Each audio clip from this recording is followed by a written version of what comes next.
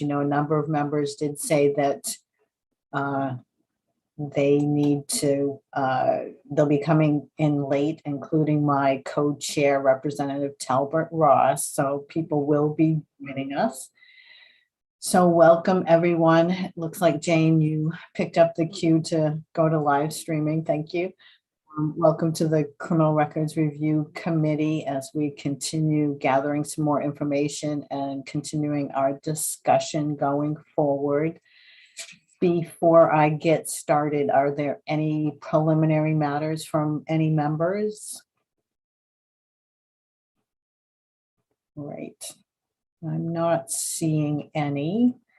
And Jane and Peggy, any preliminary matters from either of you, and technology stuff going okay? I think it looks good. So if you want to go ahead and start, it's almost easier when it's all Zoom because we're not juggling the, in person with all the other connections. I understand. Absolutely. Okay. So hopefully you all received the documents for today as well as the agenda. There was also some additional letters that I remember seeing from Justice Alexander and I think from the governor as well. So the first item on our agenda this afternoon, we'll be hearing from Ann Jordan from the Judicial Branch and Matthew Ruel from Maine State Police, SBI, on providing remarks on the mechanics of sealing criminal history records, automatic and petition-based motion processes, automated notice by the court when special restrictions are ordered on the dissemination and use of criminal history record information. So Ann and Matthew, I don't know how you have this divided up. Whoever's going to go first, feel free to go ahead and start. And thank you.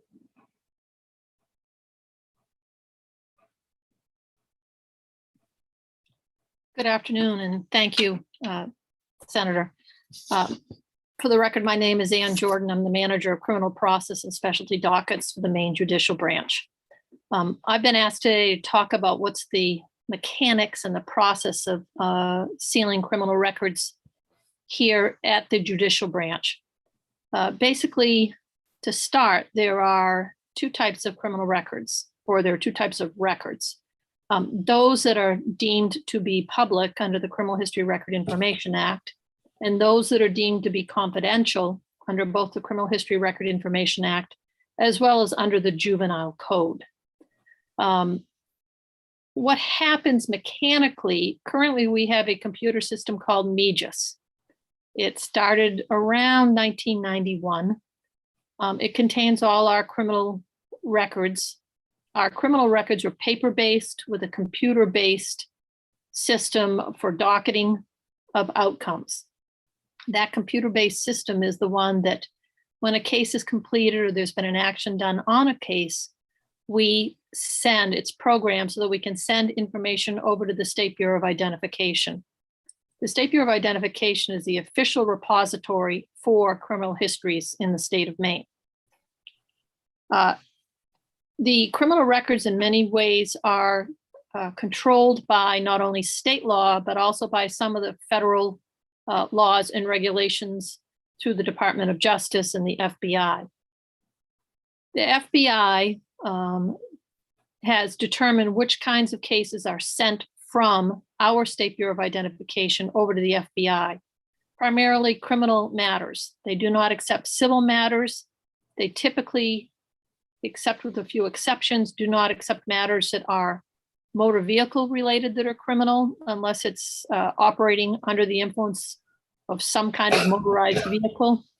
And they typically do not accept criminal records involving Title 12, or that's the Fish and Wildlife and the Marine Patrol laws. Internally, when a case is completed, the results of that case are sent electronically from one of our clerk's offices over to SBI.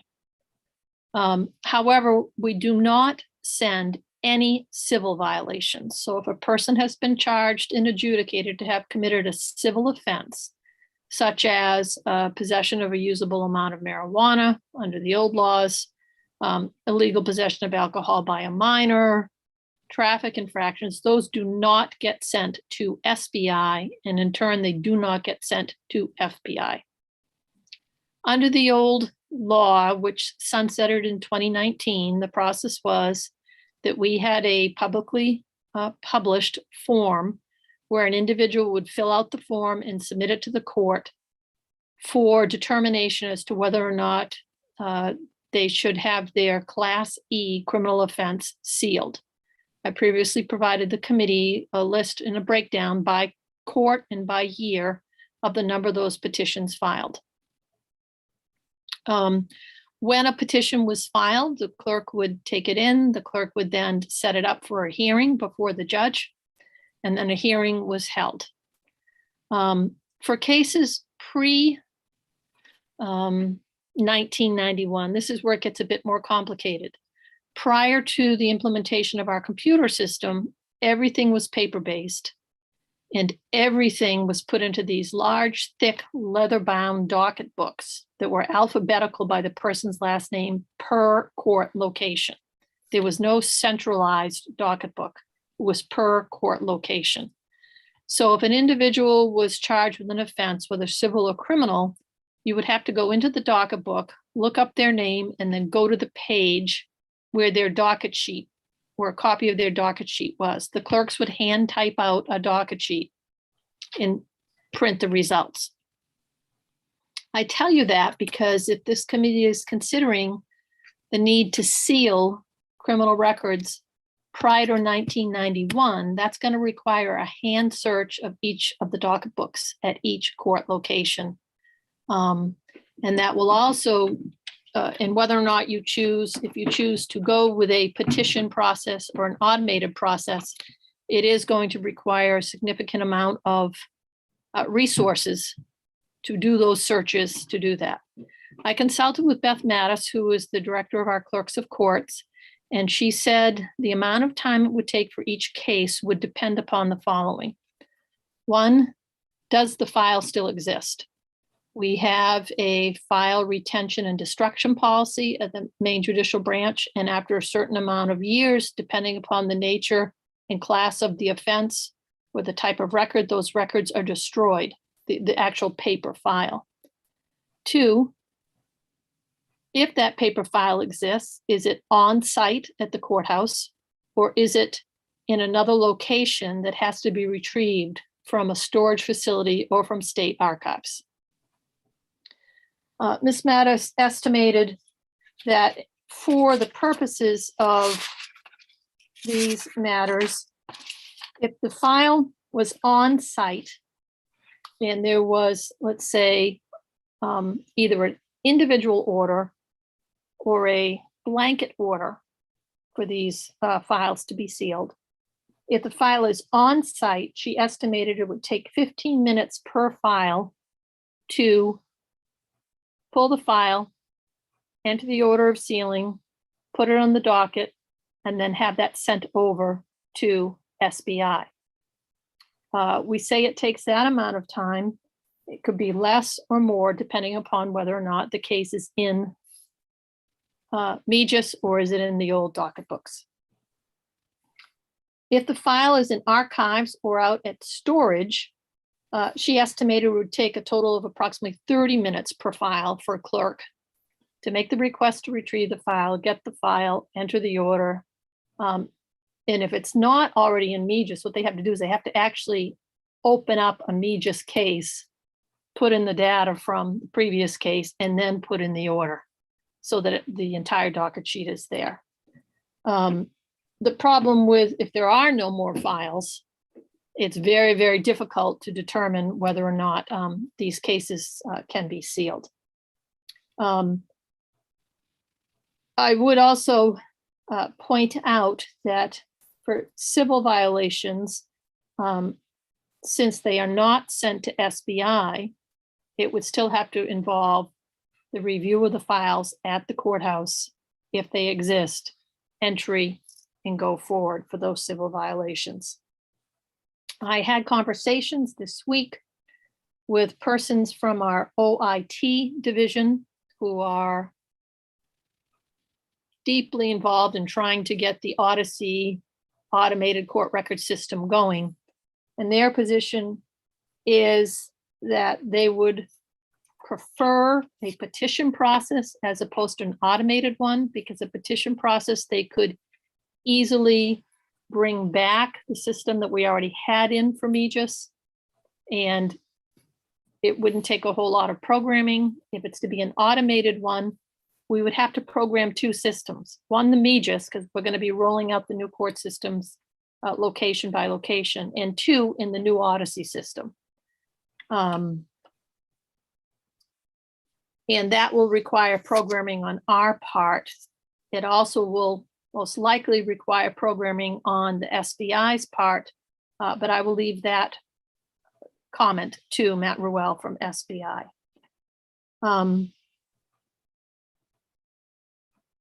We do not currently have a system to automatically seal everything immediately.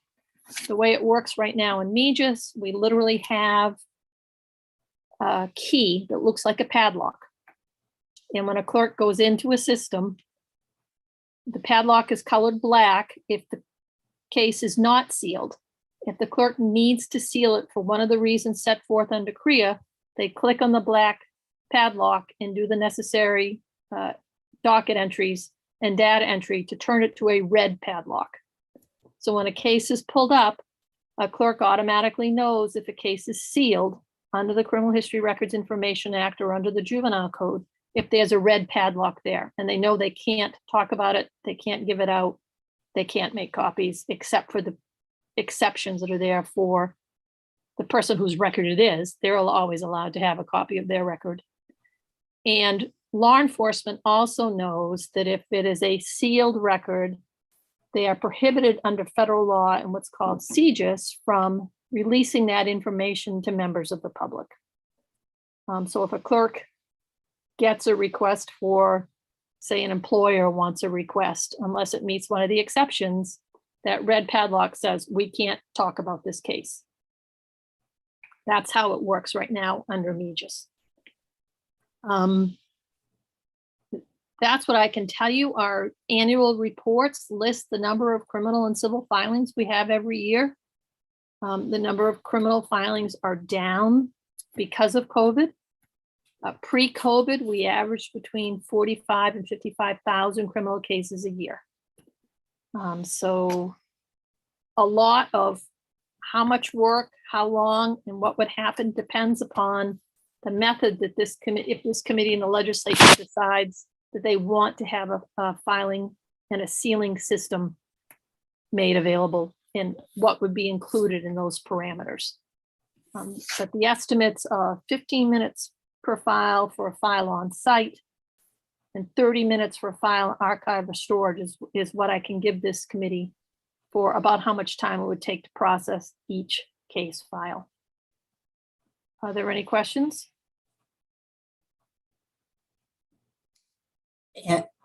And I have a question, if you could just clarify the 15 minutes and the 30 minutes. Are you talking about that's how long it would take them to pull the file if someone filed a petition? No, that would be start to finish. If someone filed a petition, if it's on site, they could just pull it, Right. schedule it, and then after the court's hearing, if the court granted the sealing, they would docket the sealing, put the copy into the paper file, because we still have paper files, put it in the docket sheet, and then it gets shipped to SBI, if it's a criminal one that meets the requirements. The 30 minutes is if it's off-site, they have to find the case, find the docket, send the message to where, figure out where it is stored off-site, send the message to the person who holds those files, and then get the file back in to the courthouse. So that's where the difference is. Yeah, and I understand that, but I'm still not clear if what starts the pulling the file is the petition. I'm sorry, did I interrupt your question? Nope, that was it. Okay, so if you went with a petition process, that's what would start the petition's filed, they would find the file if it's on site, pull it, docket the motion, set it up for a hearing. And then when the hearing's done, docket the results and send it to SBI. That's when the 15 minutes would start. If no petition were filed, there's no time that would be used. Does that clarify your question? I think so. So if they need to pull the file, those are the time estimates. Right. think that's what you're saying. Right. I mean, if you went on a petition process, if you went on an automatic, we would still need to pull the file each time because a copy of the court's order would have to go into each of the files. They would still have to be docketed and it would still have to be sent to SBI. Right. Okay. That makes sense. All right. I'm seeing DA Sarbeck. Thank you, Senator. And I just had one question. You mentioned this being a federal system. Would we have, I guess, would the court, I guess it would, we would have access to, let's seal a record or something along those lines, even though this is a federal system? The Federal Criminal Justice Information Systems, the act that controls that, the states do have a right to determine whether something is sealed or not, or other states have expungement, or then the laws all differ, obviously. Criminal justice agencies would still have access to those files, and criminal justice agencies include law enforcement, corrections, the courts, DAs, and the basic definition of a criminal justice agency is one whose budget is primarily or substantially attached to the administration of criminal justice. So DA's offices would still have access to it. John Smith in his basement, looking on his computer, if something is sealed, they don't have, basically have access to it. But so just to follow up, there's no worry about any sort of separation of powers between the federal and the state government here. The federal system recognizes what states want to do with these types of cases, or ability to seal or expunge.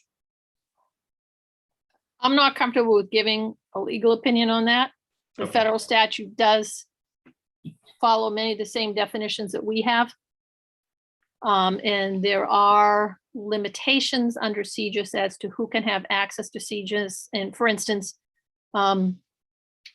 judges and clerks and bail commissioners who may have access to CJIS protected records are mandated to take a CJIS training by the FBI every 2 years and take an exam and make sure they pass that exam on the confidentiality of those records.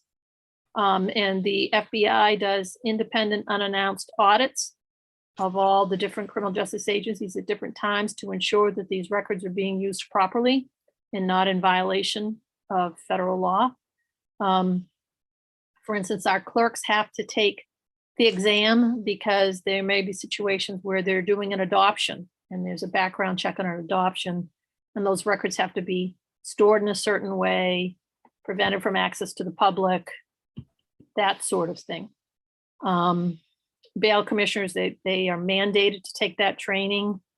They all know that they can't just run or keep copies of the criminal records, whether they're public or not. They're not allowed to. There are different levels under CJIS, level 1, level 2, and any vendors as well. So I've got a notebook about this thick on the federal CJIS laws, so I haven't offered that because it's incredibly thick and dense. Thank you. You're welcome.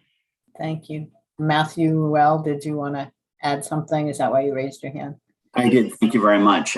Just responding to that last question, I think that there are circumstances where the federal government does care about how we disseminate or what we disseminate.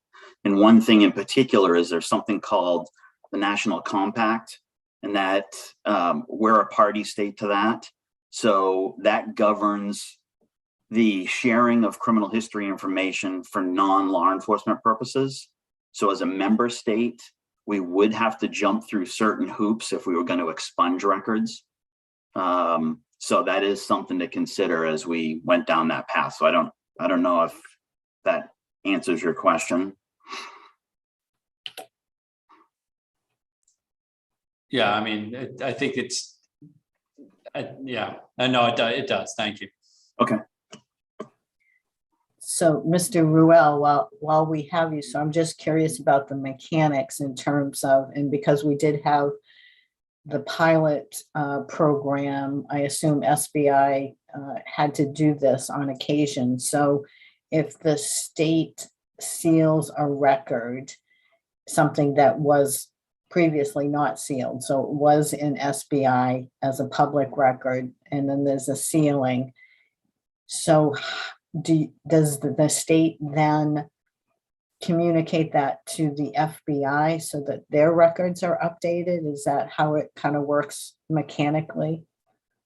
So I guess just kind of playing off everything that Ann said, and as always, Ann did a great job and made my job really easy because she explained everything. So when it gets to SBI, when the record gets to SBI from the courts, and we do have an electronic connection between the two of us, we have, based on statute, we've got logic built into our automated system that determines whether something is public or confidential. And everything is geared towards that kind of algorithm that works on the computer system. So we'll get records that are sealed, and what that means is they'll have a sealed indicator that comes across, and then we'll know that can only go out to law enforcement and can't be shared with the public.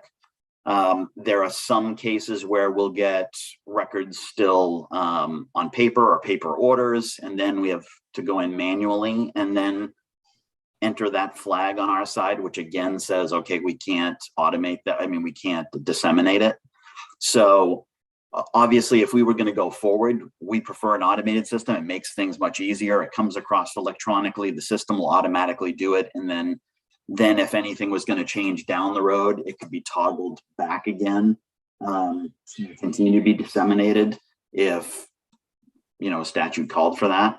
So that's kind of how things work with us. And then we share everything that we end up getting, we end up sharing with the federal database, which kind of goes through the same rules. So they'll look at what can be shared from the state for law enforcement purposes or for civil purposes, or public purposes, I should say. And they'll apply that logic to how they disseminate records. Because often you'll have, like if somebody's doing licensing background check that is tied to a position of trust where we have a state statute that allows that, the feds want to see that we, one, have the state statute that's been approved through the legislature, and they'll review it at the federal side. They'll then take that information, update their records to say, okay, we received this record from Maine. This is how we can disseminate it to other states.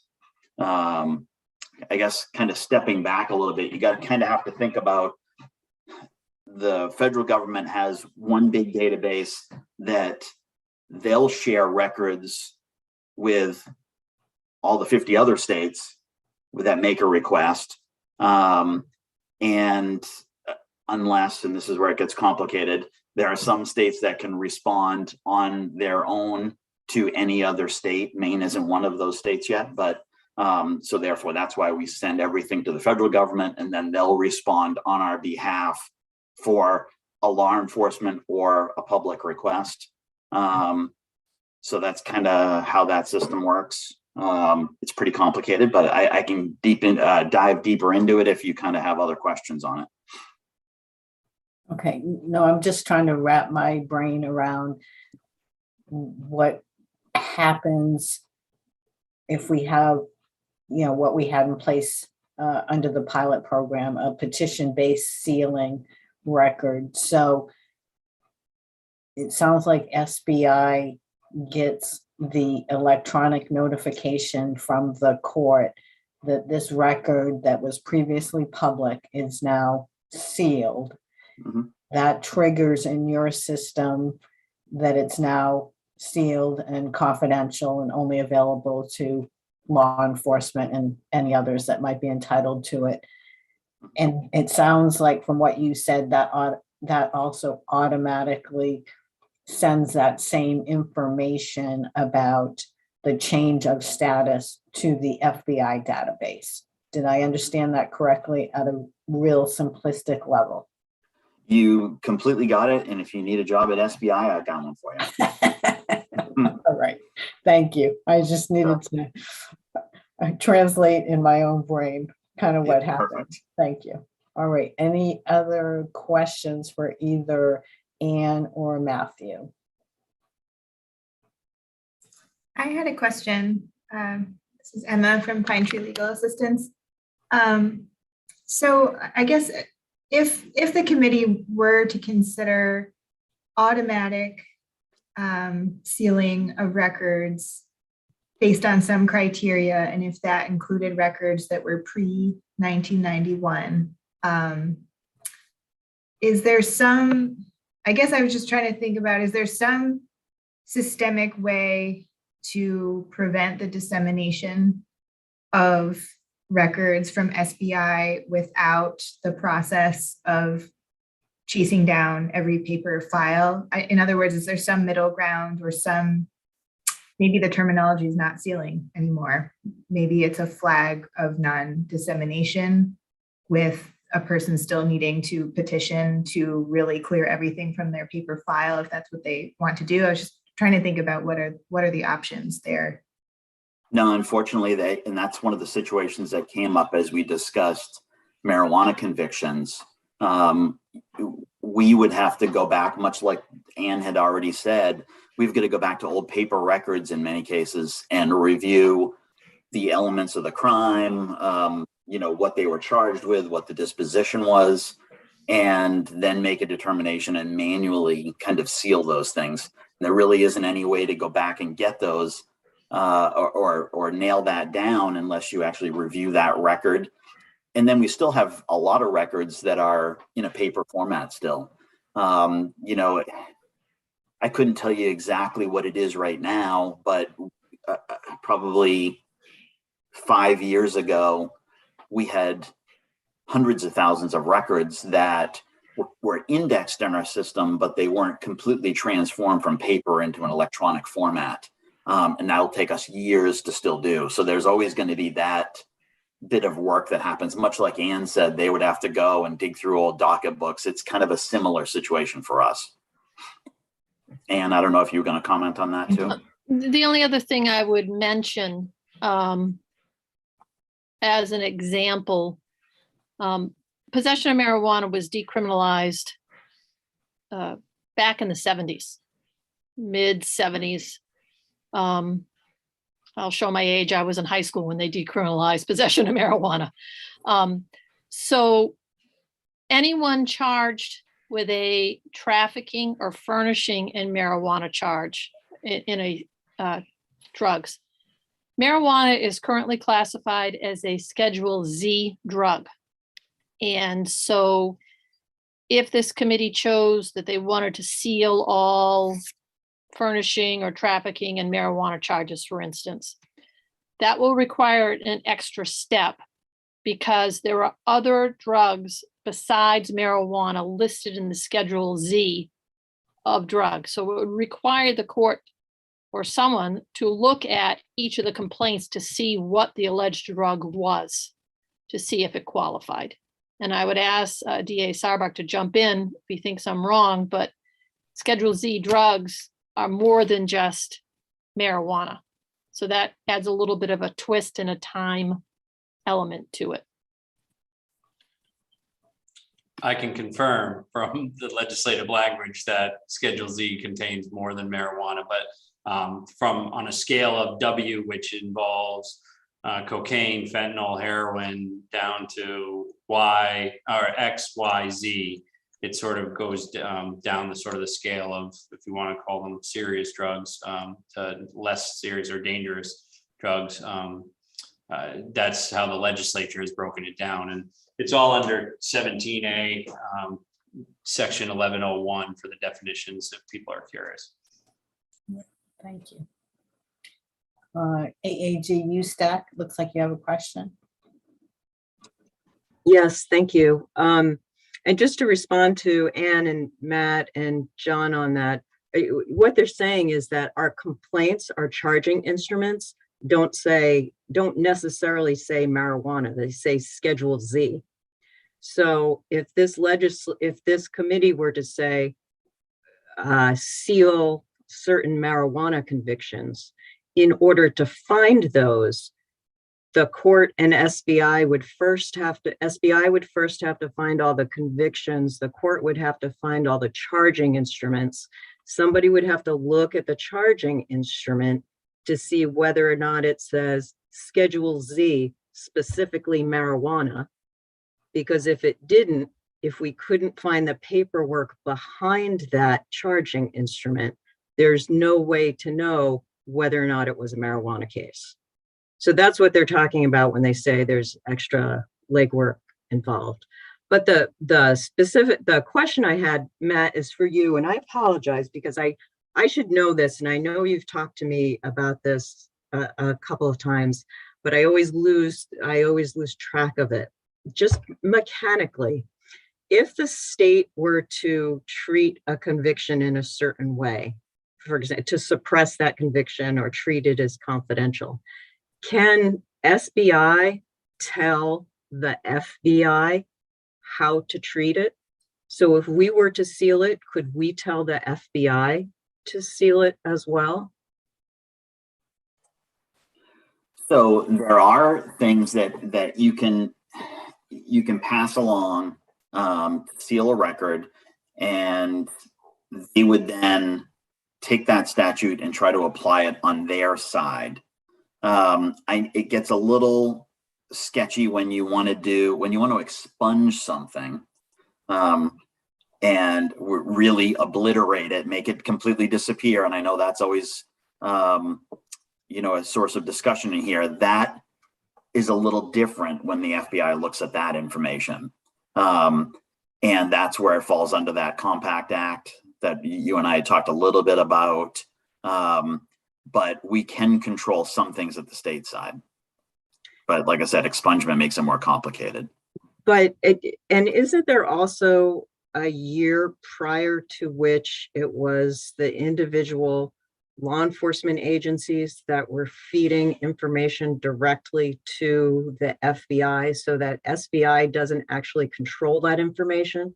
So that if one of those older convictions were to be suppressed or sealed or whatever word you want to use, SBI couldn't instruct the FBI what to do with it. Doesn't the individual police department that entered the information in the first place have to instruct that? I'll be honest with you. I don't recall. I'd have to probably look at that as well, just to be sure. You are correct. There was a point in time where people submitted directly to the FBI. It didn't go through SBI. When the law changed and we became the central hub to provide all that information, that kind of changed the rules a little bit. But Laura, I'd have to probably check on that to be sure as to how much say we would have over the dissemination of those records if it came directly from a law enforcement agency. Yeah, I think, because I know your staff has contacted me in the past about not being able to do that because SBI didn't feed the information in the first place. I don't recall the year, and yeah, I'm sorry. Yeah, me either. I'll check though, and I'll try to get that answer. Any further questions? It looks like Andrea Mancuso and then DA Sarbeck again. Thanks, Senator Bailey. Matt, as the committee thinks about expungement, can you talk a little bit about how that might impact what information NICS retains for purposes of doing a firearms prohibition check? Well, if this is where we get into that definition of what expungement is, that we've gone round and round on that. I will use the words expunge as delete, obliterate, some of the things we've heard. If the statute said we are going to delete or obliterate that record, it doesn't exist, then we would expunge those on the state, and we would then send a delete message to the FBI to try to delete those records, and it would be gone. So then it wouldn't be in a lot of those databases. For the NICS indices specifically, I can't remember if they will retain things for a certain amount of time for certain offenses or not. I'd have to probably check on that piece. But typically all the federal databases would delete it. And that's why a lot of states, even though they say they expunge records, they really don't expunge a record. It's really sealed, and it's still shared with law enforcement. Or some states will say they set it aside, which just means it goes to another database that's still shared with the federal government. And that way, because a lot of the states will have an expungement that will bring the charges back again if there's new criminal conduct. So you can't delete it from all your systems and have that work without keeping it in another database. So those are all ways that they kind of deal with that. Specifically on all of the NICS stuff, though, I'd probably have to check to see if it's really gone. But I know we can submit deletes to the FBI. So. All right. DA Sarbeth, did you have another question? Yeah, thank you. I apologize for asking too many questions, but I am curious about this. And Matt, I'm sorry to put you on the spot. But I know that and whoever sent out the database sort of around the country, I thought that was very useful to see how other states are doing things. One of the things that I'm aware of that in Massachusetts, the Board of Probation really keeps records that are used by the court system and used by law enforcement as sort of the criminal history for an individual. And those are the things that the court gets a copy of, the prosecutors get a copy of, defense counsel gets a copy of when it comes to somebody's criminal history. And I believe the sealing law that they have down in Massachusetts actually goes to the Board of Probation record in a way. I'm curious, Matt, do you know what the sealing law in Massachusetts, what effect it has on SBI? I'm not familiar with Massachusetts at all. All right. No. I can try to look at that one. I've looked at some other states, but specifically nothing on Massachusetts. Okay. And one of the things that is not different, but when you look at somebody's Board of Probation record in Massachusetts and then you compare it to a III or something along those lines, it's very different. It doesn't really have the same detail that it does. It has more detail. And that's from my experiences prosecuting down there and prosecuting up here. But I just was curious about what the effect of the sealing law in Mass has. So thank you. I understand you're not an expert and I'm not trying to make you to be one, but I appreciate your candor here. That's okay. And that sounds similar to even how we disseminate information between law enforcement or a prosecutor and then what the public would see. If you put the two rap sheets next to each other, they're going to look very different. And that's just based on the dissemination logic tied to the statutory language. So they probably have something similar. Got it. Thank you. Yep. Further questions before we move on? I'm not seeing any, so thank you, Anne and Matthew and Laura to a certain extent as well. And so the next thing on our agenda is to hear from Mr. Foster Bates, President of the Maine State Prison NAACP Prison Branch, providing remarks in response to presentations by Peter Lehman and Michael Kabidi, and following discussions at the review committee meeting on November 22nd, and perspectives on criminal record sealing and expungement from a civil rights organization whose primary mission includes the advancement of racial justice, which committee members might note that is one of the charges in our mandate from the legislature informing this committee. So thank you, Foster Bates, for agreeing to do this, and you're all set to go forward. Thank you, Madam Chair. Can everyone hear me? I'm kind of sitting back a little ways this afternoon. We can hear you fine. Thank you. Okay. Good afternoon. My name is Foster Bates, President of the Maine State Prison Branch, NAACP. First, I want to thank Madam Chair, Senator Bailey, Co-Chair Representative Rachel Topper-Ross, and all the committee members for providing the MSP and NAACP branch the opportunity to be a part of this committee. Our branch members in the prison community are truly thankful that you invited the MSP and NAACP branch to represent the stakeholders in this very important legislative process. The MSP branch also wanted to thank Commissioner Randall Liberty, Deputy Commissioner Ryan Thornell, Warden Magnuson, and Unit Manager Dr. Cotlis. Without their approval of making this necessary arrangements, the MSP and NAACP branch would not have been a part of this committee. Our branch would not have received this tremendous groundbreaking historical opportunity. There are three essential things that every incarcerated person needs upon being released from a penal institution. 1, housing, 2, employment, and 3, a strong support system. These are the basic needs to be successful upon returning back to the community to become productive citizens. Once the debt of the transgressions have been paid to society, being removed and sent to prison, the punishment should end and be over. However, that is not the case. As Peter Lehman authentically articulated during the last meeting by illustrating through his own experience upon his release after serving a 6-year prison term, Ms. Lehman stated that prison is essentially a life sentence because he was constantly denied employment due to his criminal record. Peter Lehman was not alone and still is not alone in this daunting task of people being released from prison and county jails having difficulties of obtaining employment with a criminal record. The majority of people being released from penal institutions want to work and stay out of prisons. Nonetheless, the doors of employment opportunities are constantly slammed and formerly incarcerated persons face due to their criminal records. The feeling of disappointment and resentment quickly consumes the psychological thought of being a failure for the rest of their life. The equal employment opportunity under Title VII of the Civil Rights Act 1964 regarding the use of arrests and convictions in employment decisions. An employee's use of an individual's criminal history makes employee decisions made in some instances violate the prohibition against employment discrimination under Title VII of the Civil Rights Act. A violation will occur when an employee treats criminal history information differently from different applicants or employees. This could trigger the disparate treatment of liability.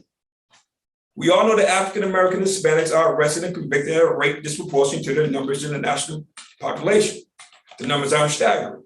In 2010, people of color had an imprisonment rate that was nearly 7 times higher than white men and almost 3 times higher than Hispanic men.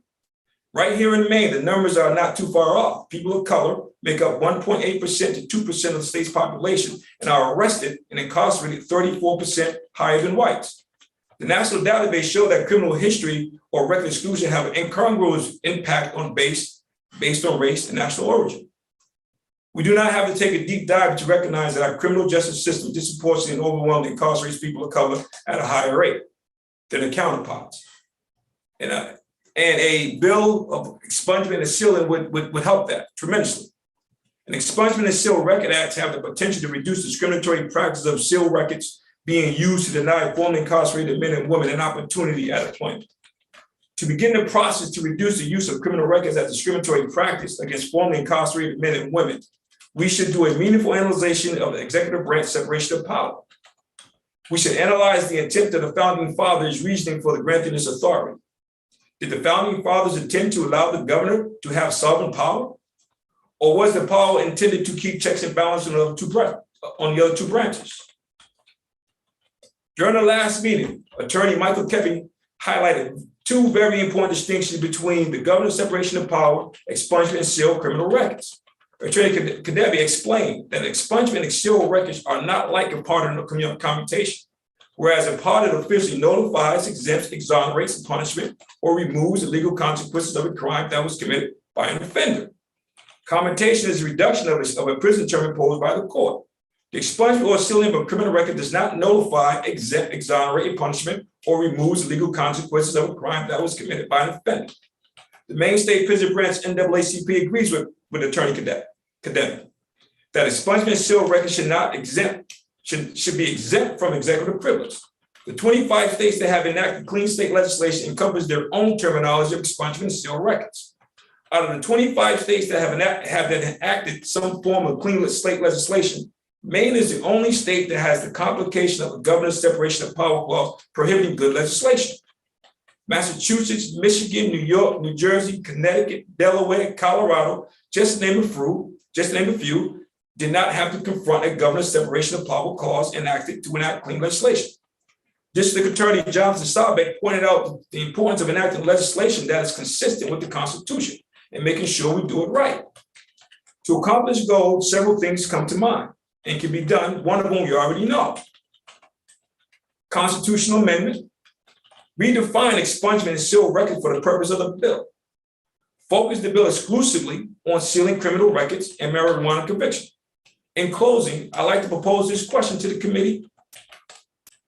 Does the data show? Data shows that people who are released from prison reoffend within a 3-year period. Why is there a waiting period of 4 years to have a criminal record sealed or expunged? What is the penalizable interest in this time frame? Thank you. All right, thank you, Mr. Bates.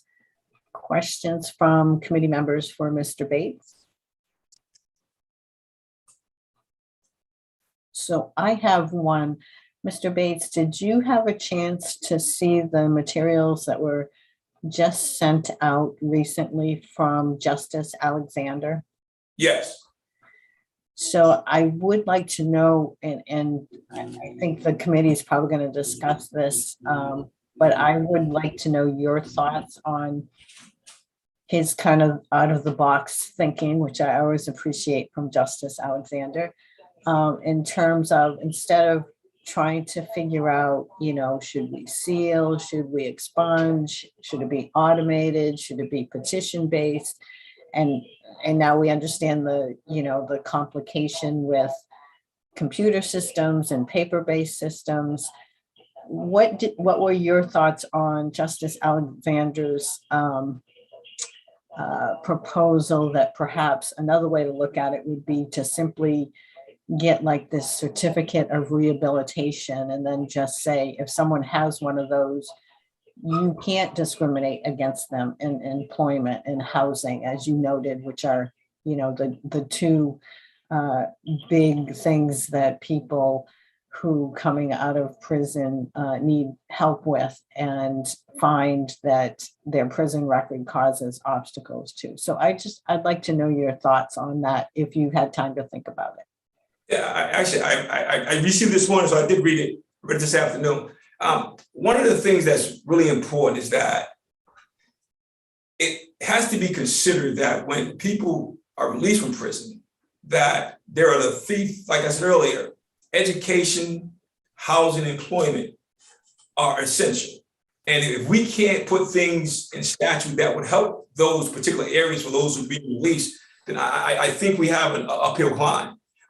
When you refer back to the 1964 Civil Rights Act about equal employment opportunity, when employers are using criminal history to deny those who were formerly incarcerated opportunity at jobs and housing, that's a discriminatory practice. And then when you have to be released from prison and then continue to prove yourself to society, which should be no problem, but you should not have to continue to jump through barriers and hoops to put your life back together. So when we say that we can continue on and get some rehabilitation certificate, those things should be done while you're incarcerated.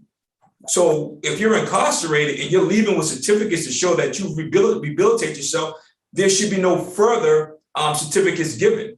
If a person leaves the facility and he has a college degree, a master's degree, or a PhD degree, or a vocational training degree in culinary arts, or plumbing or woodworking, that should be sufficient enough for an employer to look at those credentials, opposed to looking into his past criminal history or past regression and say, well, he committed a crime 10 years ago, he shouldn't have this job.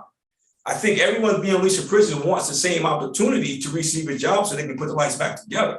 The NAACP's position is that there should be some checks and balances on those people who are released. There's certain areas we believe that people shouldn't work in because of criminal background, certain crimes that they committed, certain offenses that was committed. We don't disagree there. But what we have a problem with and disagree with is the opportunity for everyone to have access to the criminal record for no apparent reason. And then the people who do have access, landlords and employers, they use it against those people who are being released from prison. And that's where we think the unreasonableness, treatment comes in, and unreasonable thought process and putting together bills and statutes that doesn't address those things, those particular avenues. That's the position of NAACP. Thank you, Mr. Bates. Further questions from committee members for Mr. Bates? I'm just gonna check page 2 of my screen here. All right.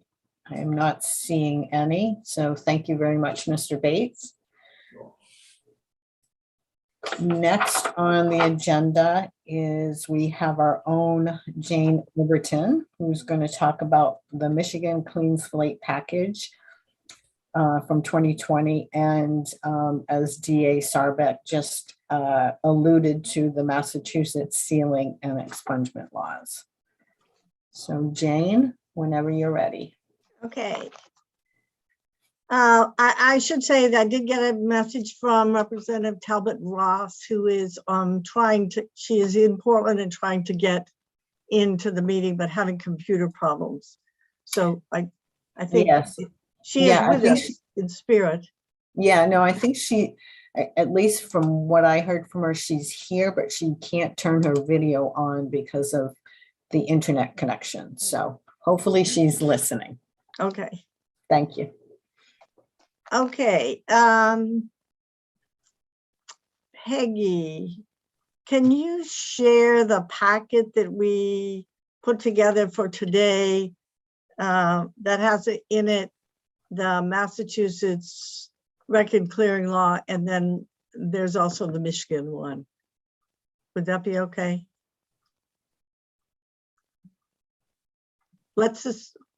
Okay, I was going to say, I'm sure Peggy's working on that. There we go. All right. I'm not going to read this verbatim, which I'm sure you're relieved to hear, but I'll read a little bit of what I wrote as an outline. Massachusetts has 2 record clearing laws, a law on sealing criminal records and a law on expunging criminal records. The expungement law only applies to crimes that were committed prior to a person achieving age 21. So the expungement law is very narrow.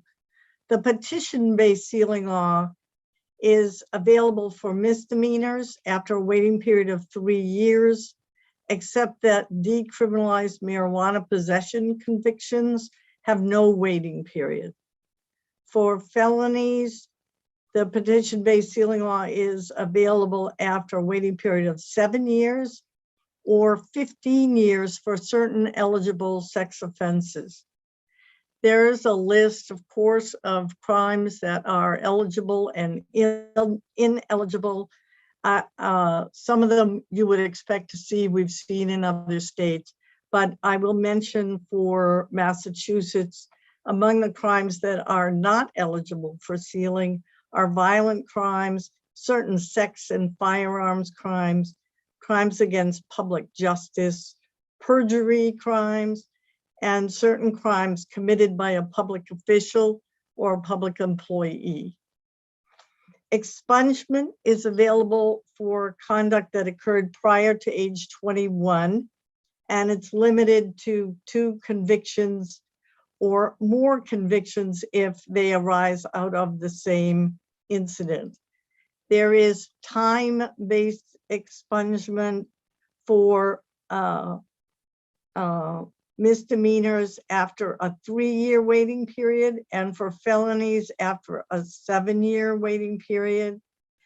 There is non-time-based expungement available for convictions in which the conviction itself is based on fraud, or for convictions based on identity theft of the defendant. But I'll remind you, expungement, we're talking expungement in Massachusetts, it's crimes committed prior to the person reaching age 21. When asked about a sealed record, a person, it states in the law, may answer no record. When asked for criminal history on an application for employment, housing, or occupational or professional licensure, the state agency that holds the records, which in Massachusetts is the Department of Probation Services, must answer no record when they're asked about sealed records, with a few exceptions. And in Massachusetts, a sealed record may not automatically disqualify an applicant for public service in Massachusetts or any of its political subdivisions. That's what I have on Massachusetts. I'm happy to try to get more information. Why don't we go to Michigan at this point, and then you can give me your questions for Massachusetts and Michigan, and I'll probably need to look those up and get back to you. Michigan has a clean slate set of laws that passed in 2020. They currently have a petition-based conviction set-aside process, and they will have an automatic expungement process in April 2023.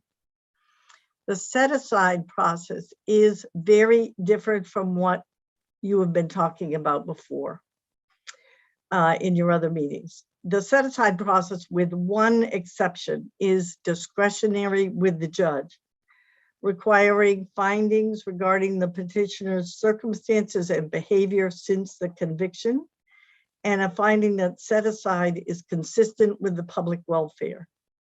Set-aside for decriminalized misdemeanor marijuana possession is still discretionary, but with a presumption in favor of set-aside. Set-aside is a right, not discretionary, for a victim of human trafficking for a crime that is a direct result of being trafficked. For convictions, so if we're looking at the set-aside process, for convictions prior to April 1, 2021, the petition-based set-aside process allows records to be sealed for 2 misdemeanors, and that could include an OUI offense, and 1 felony. For convictions beginning April 1, 2021, the petition-based set-aside process allows records to be sealed for an unlimited number of misdemeanors with a waiting period of 3 to 5 years, depending on the severity of the crime, and for up to 3 felonies with a waiting period of 5 years for 1 felony and 7 years for multiple felonies. The law includes something we haven't talked about yet, the concept, but it actually was alluded to in Massachusetts. It is the concept of one bad night. And in that concept, multiple crimes are counted as only one crime.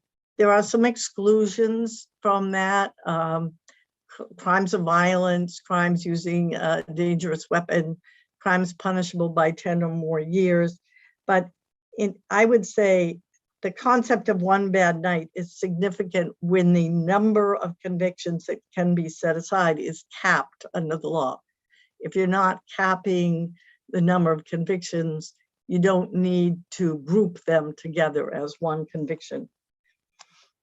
In Michigan, set-asides do not affect motor vehicle driving records. And as was mentioned to you by Judy at the last meeting, a person who knowingly divulges, uses, or publishes information on a set-aside conviction may be guilty of a misdemeanor, but not if the conviction was a public record on the date that the report was published. I would talk a little bit about automatic expungement. It will be available in Michigan beginning in April 2023. I think when the law was passed, they anticipated this long ramp up time period. Automatic expungement will be available for an unlimited number of minor misdemeanors or up to 4 more serious misdemeanors. There'll be a 7-year waiting period. And this, I don't know why it's written the way it is, but it says it's available after the later of either the sentence being imposed or the sentence being completed. I can't really figure out how the sentence being imposed could possibly be later than the sentence being completed, but that's the way it's written in the law. And automatic expungement will also be available for 2 less serious non-violent felonies with a 10-year waiting period. This Michigan has a certificate of employability, which is issued by the Department of Corrections. It's for when a person has completed a career or technical education program while they were incarcerated. And upon release, they're issued a certificate of employability. There are other states, I can't tell you them off the top of my head. I think maybe New York is one, that have a certificate of rehabilitation or a certificate of good conduct. We sent from some information from NCSL on those. I can give you, I'll put together a list so you have a list. We particularly asked NCSL for whether these certificates were primarily used to protect an employer who hires the person in case there's a claim that they have been negligent in hiring a person with a criminal record. So I would say until I saw language like that that's in the Michigan law, I didn't realize that that the certificate had a pro-employer or pro-landlord possible use. That's all I have on Massachusetts and Michigan. I'd be happy to take down any questions and try to get back to you with any additional information, and I'll get you information on some of the states that have certificates. Thank you, Jane. Yeah, I am curious to hear about that, because again, that's kind of Justice Alexander threw that idea out there, and I'd never heard of it, quite honestly.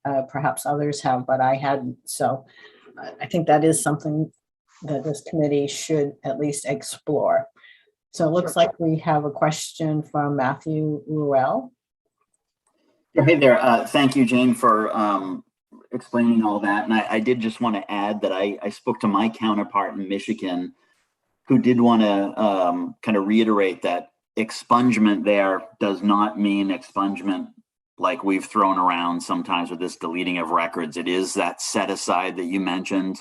And a lot of that is because of the requirements to reactivate a record potentially down the road based on future conduct. And then I can tell you that the 2023 date was set up because of pretty massive technical changes that they were going to have to make between their systems. So that's kind of why it was going to take a couple of years to do. And then they also said that they're continuing to share records with the federal government around licensing and positions of trust. So if a record is set aside, it could still be used in a federal response dealing with a position of trust. So a teacher, adoptions, foster care, things of that nature. Thank you. Yep. Question from Michael Kabidi. Yes, thank you, Senator Bailey. And thank you for your presentation so far, Jane Overton, Matt Ruel. I had a comment and a question about certificates of, and Jordan, I had a question and comment about certificates of rehabilitation. The comment is that our worry with certificates of rehabilitation is that they add additional work to people trying to put their lives back together. So getting one of these things involves some paperwork, reaching out to a lot of people, and it becomes another job application in its own right. And it amounts to another barrier in the way of putting your life back together. So that's a worry. Another is that it's like saying, don't think of an elephant. You know, if I say, don't think of an elephant, well, of course, you're going to think of an elephant.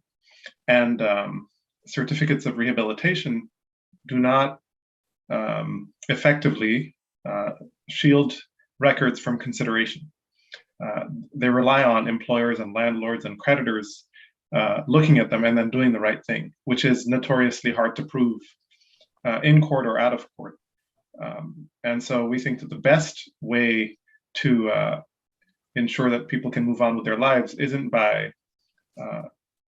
having some kind of certificate of forgiveness, but the state actually forgetting about your crime and sealing or expunging it. And so my question to Jane Overton is, have you come across, or do you have any interest in researching for us, any statistical evidence around the effectiveness of certificates of rehabilitation? I know that from a political standpoint, in some states, they've proven to be an effective bipartisan compromise around this issue, but do we have evidence that they actually work?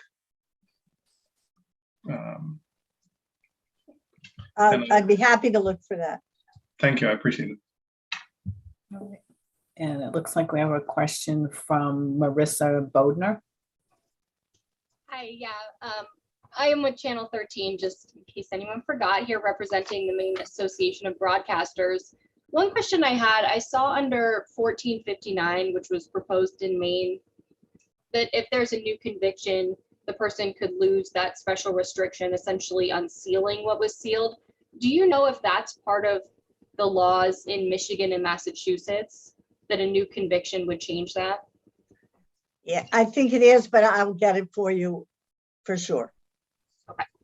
Okay. Which Jane kind of leads also into my question, which was in particular with Massachusetts. Were there any big differences you saw between the Massachusetts sealing and 1459, other than I understand they have the expungement prior to age 21, but I just wondered if, I mean, it sounded similar, but I haven't done a deep dive, and I just didn't know if you did a deep dive comparing them. I'll take a look and get right back to you. All right, thank you. And it looks like, Jane, we have a question from Foster Bates. This is just as a response to the evidence base for rehabilitation certificates.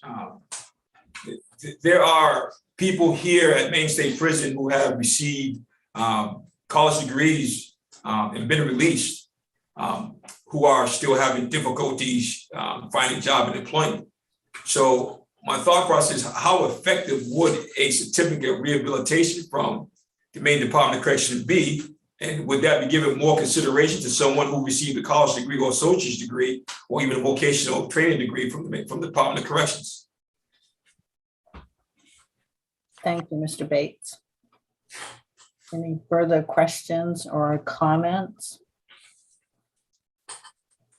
I'm just gonna look at page 2 of my screen.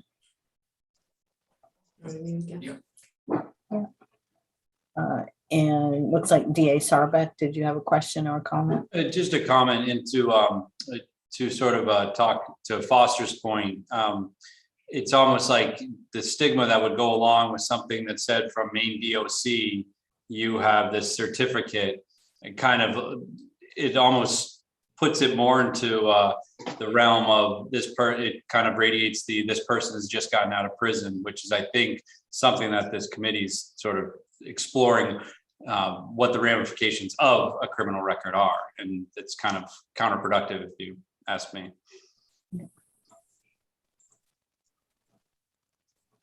Further questions or comments? Peter Lehman? Yeah, I'd just like to point out that not all criminal convictions result in prison terms, and that most don't. And the most effective responses actually are probation, straight probation, as many jurisdictions have found. The recidivism rate is very low. So, but remember that when you're doing certificates or something, you're only talking about a small proportion of your population, and a small proportion, by the way, not randomly selected. there are definitely geographic as well as racial and ethnic parameters around who goes to prison. If you're in northern counties in Maine, for instance, you're much more likely to go to prison with a conviction.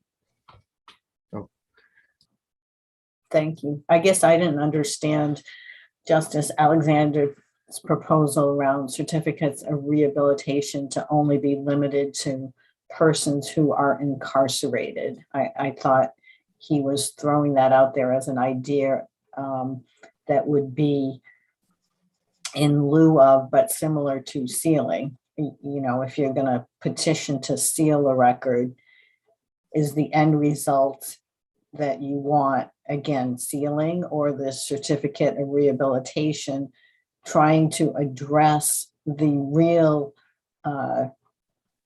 the reality today in today's world of the internet and a Google search, that even if you have your records sealed, if you know your arrest and conviction was in a local newspaper, that it's going to be on the internet forever. And so your employer or landlord or whoever, even though they do a public criminal record search and your record doesn't show up anymore, if they do a Google search, it might show up. And so, I mean, I think that is a reality in the internet age, is that although we can control what shows up on a formal SBI search, we can't control what shows up on a Google search. So. Absolutely. I just really wanted to point out that although people have been talking about the certificate as primarily connected up with those who are incarcerated, that when you're talking about making it an option for people who are not incarcerated, you're actually imposing an additional sentence. You're taking the place of the court by imposing an additional sentence on somebody of the requirement of doing whatever somebody, some mysterious person who's going to decide when you're rehabilitated. And that's a sentence. I mean, a lot of what we're talking about are in addition to the sentence given through the judiciary. And Yeah. that's something really, I keep coming back to that, and I don't mean to be a pest about it, but I think it's important to notice that that's really the effect of all of this. And the effect is also disproportionate in our society. And I think that happens, you know, like you say, if you require any additional step, if it's not automatic, then there is always that added burden on the person. Absolutely. You know, as simple as you make it, it's a step they have to take. And we saw that with the pilot program. You know, not a lot of people took that step. So because it is an additional hurdle. Further questions, comments on this section of the agenda?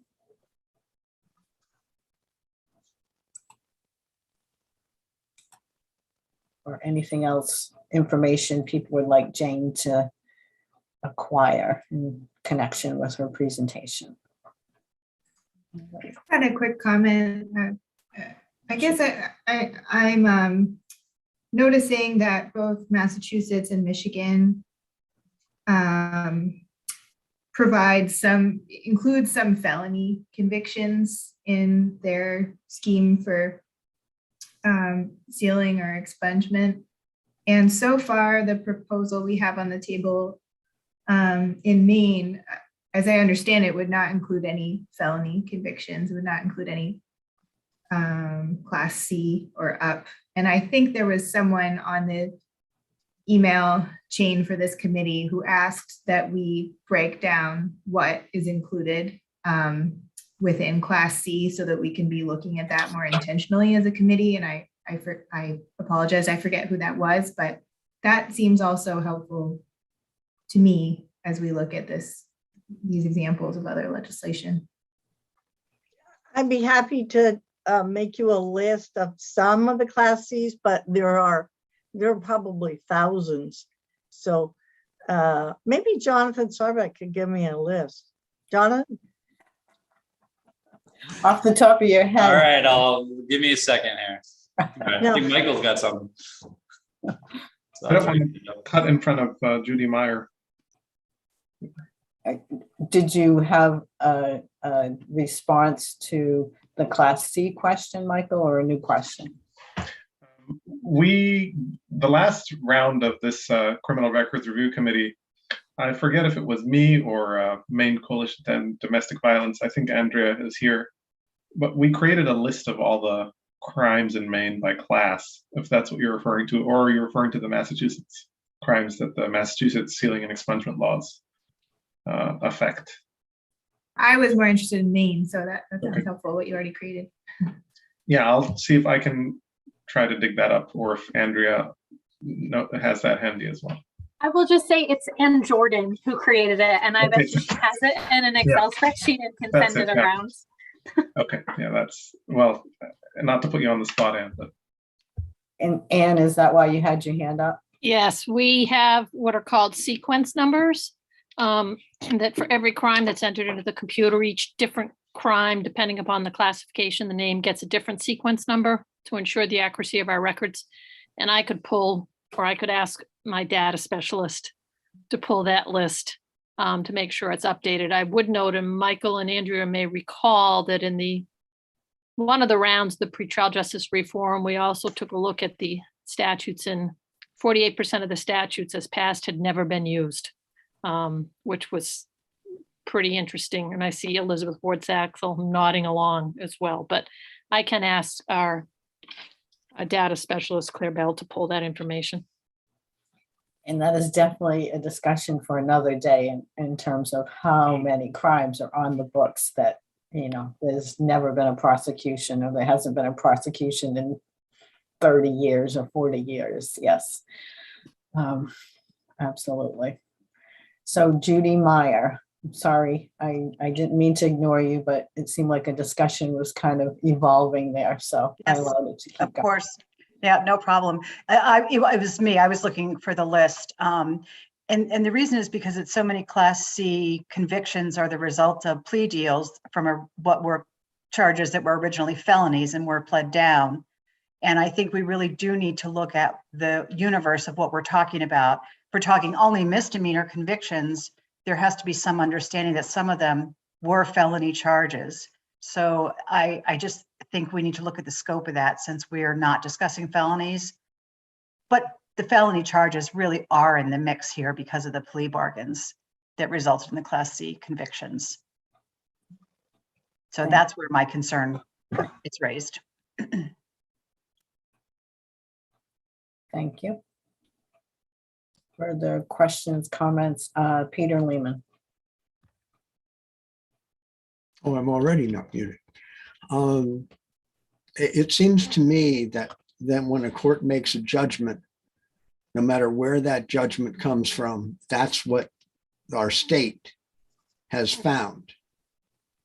And that the reality of plea bargaining, although it's for the convenience of the court and the parties, is not really relevant here.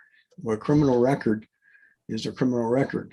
And I don't know why, I don't really know what the rationale is for including or not including some crimes, but as the governor pointed out in a letter about community confinement, nobody is in a better position to decide what should happen than the judge when they compose sentence. That's what the governor said. I don't always agree with her, but in this particular context, I take that seriously, that's still what the judge felt was the fair and just disposition of the case. And so making up stories about who is the deserving misdemeanor and the non-deserving misdemeanor, it seems to me is a real stretch. And that's not what, I don't think that that's appropriate again, because the sentence that's imposed is the one that has been fulfilled by the person. Thank you. Judy, did you have a response? I do. I'm not suggesting that we tie the original felony charge to the ultimate misdemeanor conviction. I just think that we as a committee need to understand some of those Class C misdemeanors are very significant crimes, property and physical crimes. And I think we would be remiss if we didn't look at the scope of that without making up stories, looking at the hard reality of that. That's all I'm suggesting. Thank you. Representative Pickett. Yes, thank you, Madam Chair. I just wanted to make the comment that I think we can't look at one brush sweeps it all. I think each case is an individual case that's being dealt with, and it's my experience in the profession that I was in, that plea bargaining is often done not because it's convenient, but because dockets are so loaded that they have to come up with ways to clear the dockets, and they'll take a look at things and they will plea bargain cases down. So it's kind of it's hard to really understand, and I'm sure the district attorney that is with us can articulate that far better than I can. But I just think we need to remember something, and that is that each individual case is an individual case. And there are cases that, just like Judy said, there are cases that do go in as a serious crime and come out on a plea bargain as less. But I think we really have to look at that whole thing. But our goal here, we can't lose the goal. And the goal here is to try to make the opportunity for someone who is incarcerated or who has a record to be able to get, just like Foster said, housing, employment, support services, all of those things, and make them to be able to transition back out into society in a way where they do not have a stigmatism, and they also do not have this that they have to carry that kind of help allows them not to get where they want to be because of their record of what they did in the past that they paid for. And we got to find some way we got to find that we can still keep records that need to be there, but take records that can be put aside or sealed or whatever the case may be, that we can do that. And but we have to look at each individual case. We don't have to look at it, but cases are individual. And they're not all, you can't paint them with the same brush, I guess is what I'm trying to say. Thank you. Thank you. AAG Ustack. I thank you, Senator Bailey. Just what I think is an important point of definition when we're talking about Class C crimes. So, you know, I'm sure you all know that in Maine, back in the mid-70s, we abandoned the terms felony and misdemeanor, and we classified our crimes as A, B, C, D, and E, and murder, which is in a class by itself. So murder, Class A, Class B, and Class C are what we colloquially refer to as felony level crimes. So don't think of a Class C as a misdemeanor. A Class C is a felony level crime that's punishable by up to 5 years. Those crimes that are in Class D and Class E categories are what are traditionally thought of as misdemeanor level crimes. Thank you. Mr. Bates. Yes, I just want to add two things. What it sounds like I'm hearing is that we want to pick and choose who should be included in sealment and expungement, which I think is reasonable. But we also want to pick and choose, it sounds like to me, who we want to help being released from prison. We want to help those who've been in prison for 20, 30 years, even after they committed a murder or some other hideous crime. Or we just focus on those guys who may have committed drug offenses and burglaries and thefts and those domestic violence charges. So it's like we're splitting hairs. I think the purpose of the bill in retrospect, is to help those people who are being released from prison to put their lives back together. And if we're going to split hairs on what crimes and what charges a person can receive silver expungement, continues to promulgate the stigmatization of those who are being released from prison. I believe personally that there should be crimes that are exempt and crimes that are not exempt. I mean, that's without question. You know, like I said earlier, we don't want people who committed sex offense charges working in a daycare. I mean, that's obvious. We don't want someone who's robbed banks working in a bank. You know, those are the obvious things. But we want to make sure overall in the totality that people who leave facilities have a fair and reasonable opportunity to put their lives back together. And if we can use what other states are doing and put a bill together based on some of the things they do, I think Maine can come up with an excellent bill, an excellent statute to enact it to that, so that way those who are incarcerated get that fair opportunity. And just to point out lastly what Peter said, when a person is released from prison, there has to be some consideration giving that puts them back on the right track. We can't ignore how important it is that a bill. But say that again. I'm sorry? You're okay. Someone else was unmuted, but I muted them. So go ahead. Sorry about that. We can't ignore the important fact that there are people who are being released from prison who generally want to put their life back together. And then when they get out, they're forced and faced with these barriers. There are a lot of people in here who I see every day who have accepted a plea agreement, and there's the Attorney General's office and district attorney offices can respond to this, who accept the plea agreement because they may have been overcharged. So the prosecutor may have recognized that that may have been the wrong charge, or that the charge was too high for the crime or the circumstances involved in the incident, and they took it upon themselves to release it by offering a plea agreement.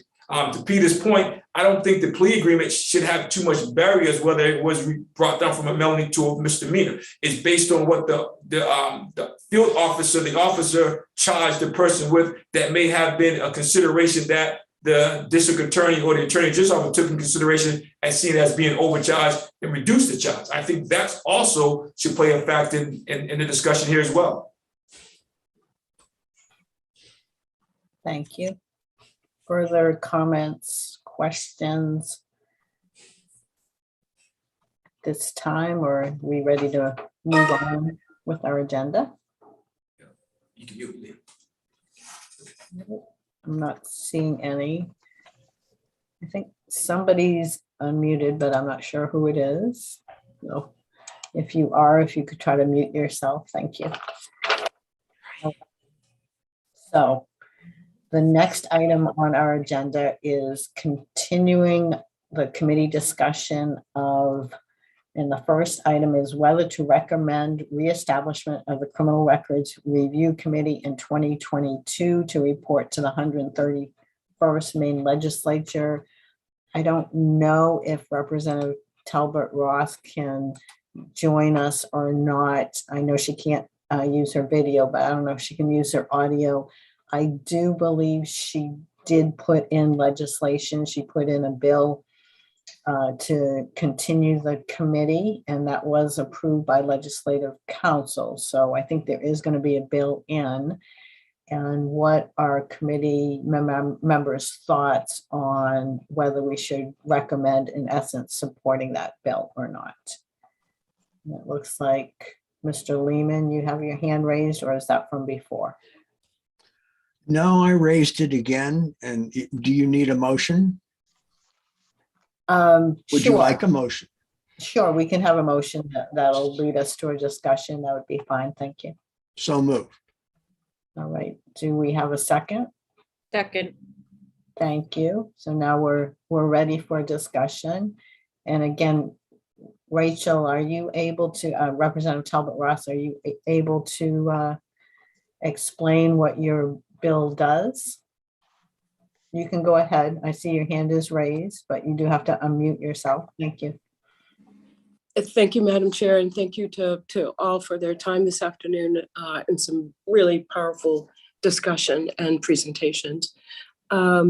LR 2508 was submitted and accepted by Ledge Council as a bill to essentially keep this committee moving forward. It would allow us to do exactly the same thing that we're doing now, but to complete our work should we run out of time. I have put that out for co-sponsor at this time, and we'll finalize the bill this week, get that bill in this week, but it is a repeat of the LD that got us here in this process today. I have not changed anything about the bill other than to give us more time to continue to work together. I think that there's been some consideration perhaps of the size of this committee, and if that the number of folks who are on here that should remain the same, but that certainly can be taken up at a public hearing. But there's nothing new about the bill other than I'm really hoping that the pieces that we may not get to during this process or in agreement to or consensus on, that we have at least a pathway to continue our work shall we so choose. Thank you, Madam Chair. Thank you, Representative Talbot Ross. Representative Pickett. Thank you, Madam Chair. And I did, Representative Talbot Ross, I did receive your email to me, and I just haven't had a chance to do that yet. I plan on signing on as a co-sponsor on that bill for you. I'll get that done before the day is over. I think it's very important that we do give ourselves the time we need. This is a very important issue, and we need to really give ourselves the time we need to do it the right way and not, and get it right the first time if we possibly can, and then make any corrections that we may have to do later down the road. Thank you, Representative Pickett. Kind thanks, Representative Pickett. Further discussion? I would just say, I mean, the one thing I've learned being on this committee is that this topic is very complicated and there are lots of moving parts. And, just when I think I understand it, some other part comes in that I hadn't thought about, or some other entity says, well, we use records as well, and here's how we use them. So I will be supporting this for that reason, is I don't think this is a topic that you can rush through. And I think that all voices are important in this, and so I will be supporting this. And Jane, did you have a comment? Yes, I'm sorry, I missed the name of the person who provided the second on the motion. Okay, if the person who seconded the motion could identify yourself. I didn't pay attention either, I'll be honest. Jane, it's Courtney Allen. Okay, thank you, Courtney. Thank you. And Representative Talbot Ross, did you have your hand raised again? I did. Thank you, Madam Chair. I just wanted to make sure that I did voice, that this is not, this LR 2508 is not to replace what we are obligated to do here and now. It is to allow us a pathway, shall we need it, to continue work into the next year. I just don't want anyone to think that I'm trying to absolve us of our current responsibility. Thank you. Thank you, Representative Talbot Ross. Further discussion of the motion is to recommend reestablishment of the Criminal Records Review Committee in 2022 to report to the 131st Maine Legislature. Is the committee ready for a vote on the motion? And Jane, how would you like us to do that? Do you want to do a roll call? Do you want us to just raise hands, or do you actually want to send it out? I think we can do a roll call fairly quickly. I can't do it off the screen because the boxes move sometimes. So if you'd like me to call the roll, I'd be happy to do that. All right, why don't we do Okay. that? Thank you. So I'm not sure, but I think this is in the order, sort of in the order of the appointments within the resolve. So Senator Bailey, Yes. Representative Talbot Ross, Yes. Representative Pickett, Yes. Representative Harnett, Yes. Courtney Allen, Yes. Foster Bates. Was that yes? Yes, okay. Samantha Hogan, Yes. Peter Lehman, Yes. Andrea Mancuso, Andrea, I'll come back. Barbara Taylor, Yes. Marissa Bodnar, Yes. Emma Hallis O'Connor, Yes. Michael Cabete, Yes.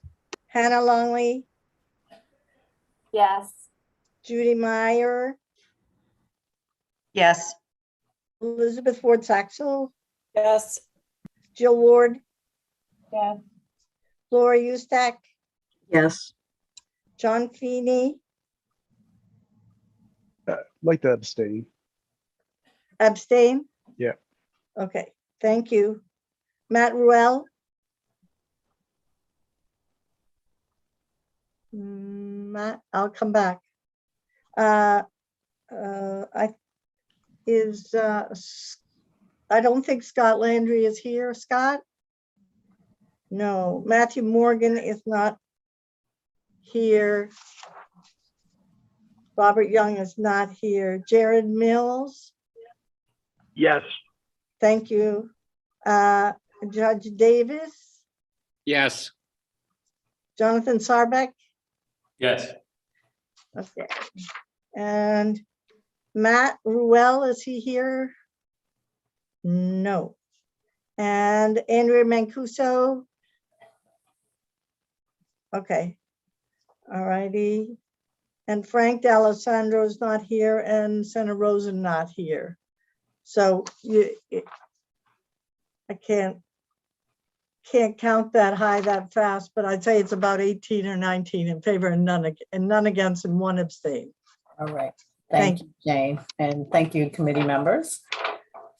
So the next item on our agenda is whether to recommend a constitutional resolution to amend Article 5 of the Maine Constitution to give to the legislature the power to grant reprieves, commutations, and pardons of criminal convictions. So this is continuing our discussion and the limitations that we have with our Constitution, especially I think in terms of even considering expungement. So the discussion would be whether this committee wants to put forth a recommendation to put forth a constitutional resolution to have concurrent powers with the executive branch to kind of overcome that hurdle. It doesn't mean that expungements would, automatically come into being. It would just mean that at least the legislature, this committee, could at least consider expungements and then talk about, what that should look like, who should qualify, etc. So again, if someone wants to make a formal motion in order to start discussion, that's fine, or we can just start the discussion.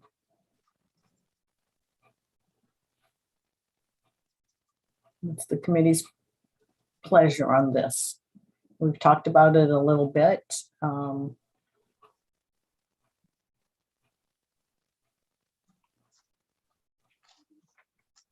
And everyone's gone silent.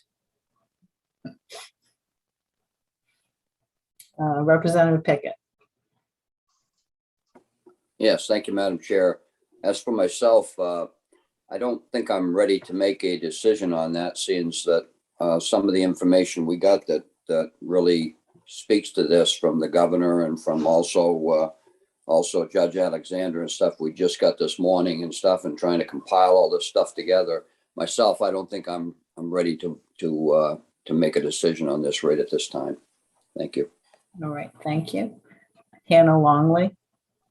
I wanted to second Representative Pickett. I think that today we were presented with different definitions of expungement. And so if we're going to make a motion for it, we should have a clear definition for this group, what that would entail and what exactly expungement would be. Yeah, I think, again, this particular issue, you know, we're not necessarily looking to come up with that definition. We're trying to decide whether we're going to recommend that the legislature even has the right and the power to look at that definition, which it doesn't have right now. So yeah, I mean, that's the challenge, is you really can't do a deep dive on, well, should we do expungement? What is the definition of expungement? Who should qualify? What does expungement mean? Because the legislature doesn't even have the authority to do that. So this particular issue is whether to recommend that we put out to the public, because a constitutional resolution ultimately is decided by the public, the question of whether the legislature should have that authority. Elizabeth Ward Saxel, I saw your hand next. Yes, thank you so much, Madam Chair. I admittedly missed last meeting, so apologies for that. I thought I got pretty good notes back, but maybe not good enough. I wasn't clear when I last left this issue that there is consensus that the legislature does not have power to make this decision. I thought that there continued to be some disagreement among attorneys, and that would ultimately be in the hands of the courts to decide. But I clearly have missed a step along the way, so would love some clarification. All right, thank you. And Peter Lehman, I saw your hand next. I had the same response that Elizabeth has. I didn't understand that this was settled law. There is, for instance, a statutory provision that allows for the termination of probation. You file a petition with the court, and the court can decide to terminate probation before the original sentence. Now, you could argue that that's commutation, but that's been the case for decades. And that only came to my attention because a friend of mine, she got hers terminated 5 months early. And it seems to me that if that's an exclusive power of the governor, that contravenes that. I don't think it's necessary. I personally, I don't see why it's necessary. Okay, well, the Constitution does say it's exclusively in the executive branch and with the governor. Foster Bates, I saw your hand next. Yes, I think we should put something forward so we can have this discussion. I think the discussion is definitely needed because there's just so many barriers that the separation of powers prevent us from doing. Good legislations, can be thought because of governor's separation of power. Just to give an example, one of the most important things that enables incarcerated people is good time. When we're sentenced, many judges sentence us based on the good time we can earn. And if we don't earn that good time, we end up doing what we call day for day.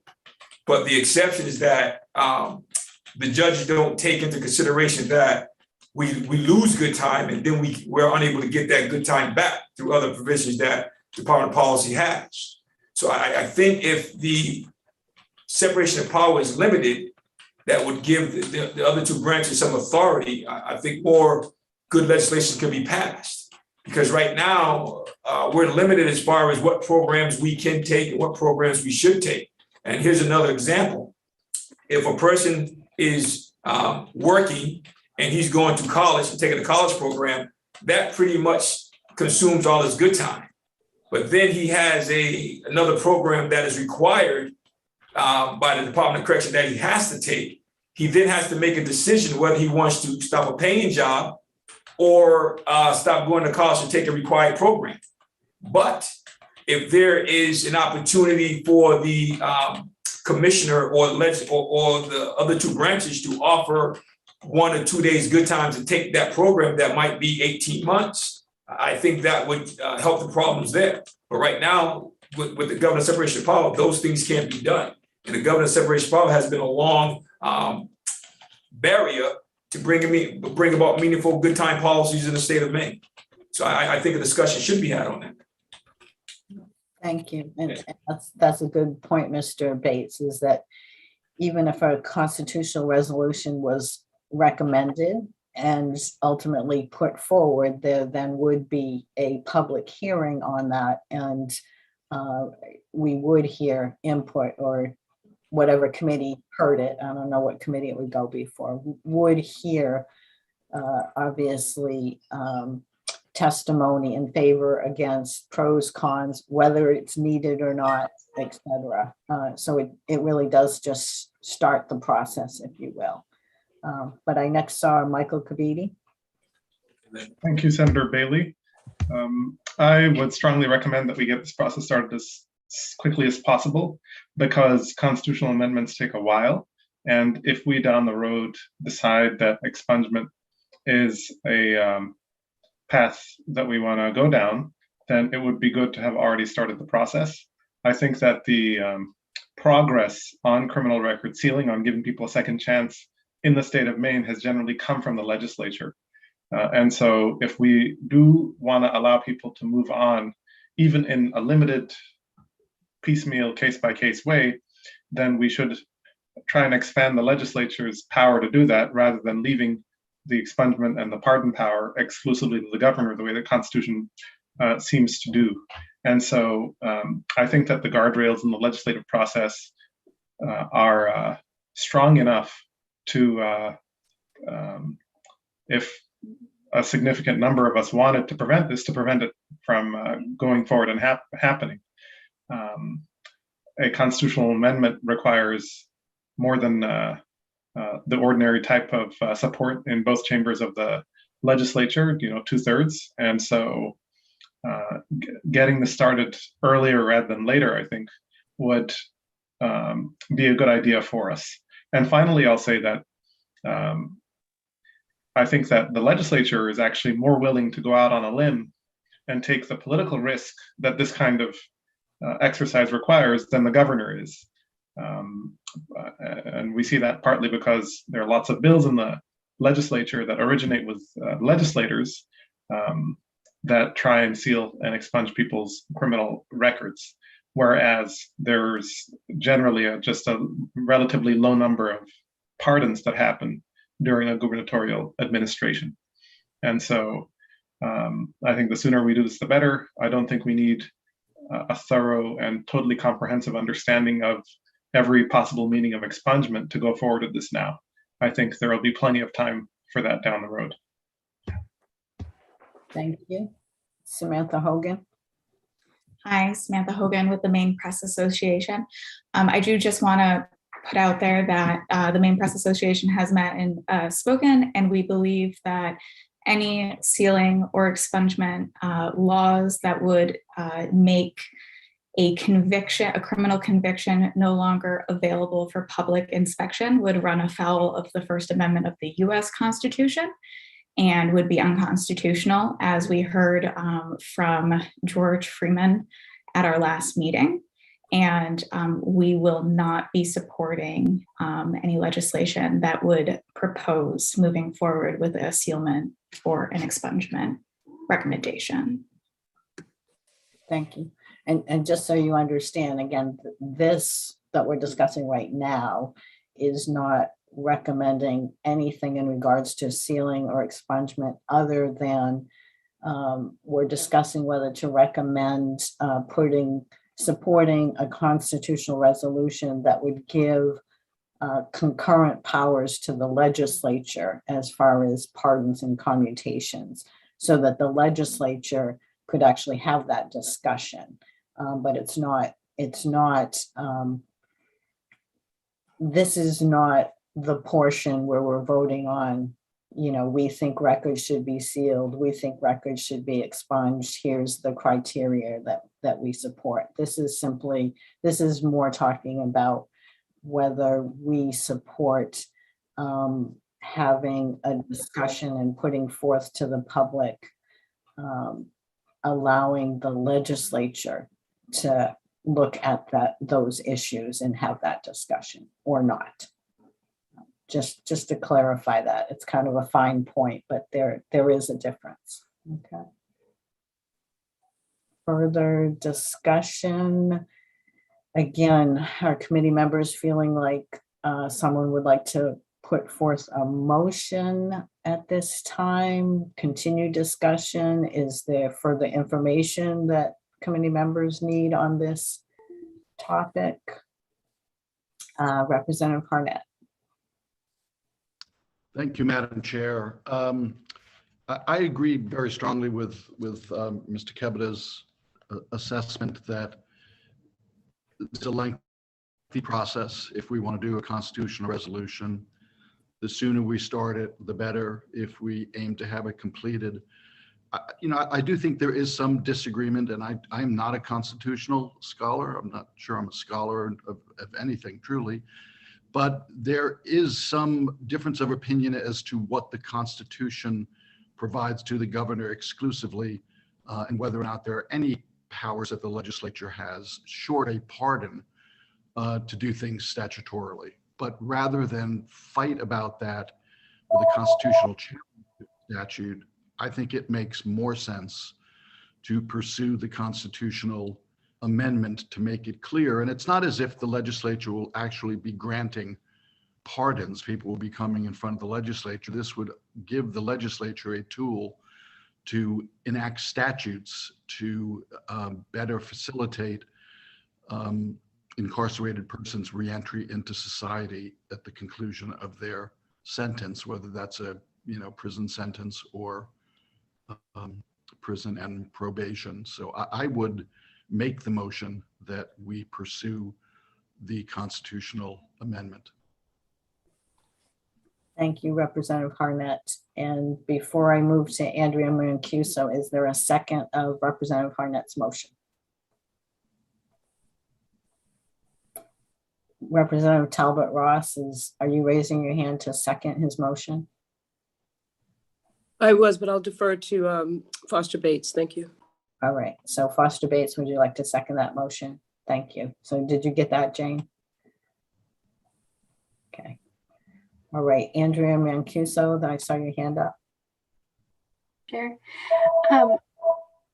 From my perspective, I think while I don't, I can understand why we necessarily wouldn't want to spend the time coming up with the perfect definition of expungement. I do think that it would be helpful to have some more detailed articulation of what Representative Harnett just spoke about, that like what we're talking about is when we say we're going to allow the legislature to weigh in on expungement and pardoning, that we're not talking about the legislature deciding each individual person whether or not you get a pardon. We're talking about a vehicle for some legislative process to accomplish certain aims. The question that's posed in the agenda seems to me very broad, and I think could benefit from some further articulation. If I could address that, Madam Chair, we have been faced with the assertion that all of the powers to pardon, expunge, et cetera, are exclusively vested in the executive. All my motion is doing is to say that those powers are not exclusive to the executive, but are shared by the legislature, whatever those powers may be. I don't know if that addresses your concern, Andrea. Yeah, does that clarify what his motion is, Andrea? Yes. I think if we had some more formalized language about what we were,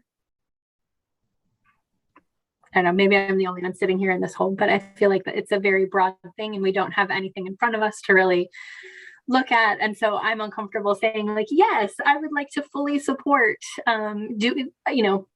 articulating that the legislature should have the power to do this without having a more detailed understanding of exactly what that is. I think, we're not each individually going to author the report back to the legislature. And I just would desire some clarity in terms of around how the vote would be presented or messaged, or sort of, I guess I don't have a full understanding of what we're being asked to support.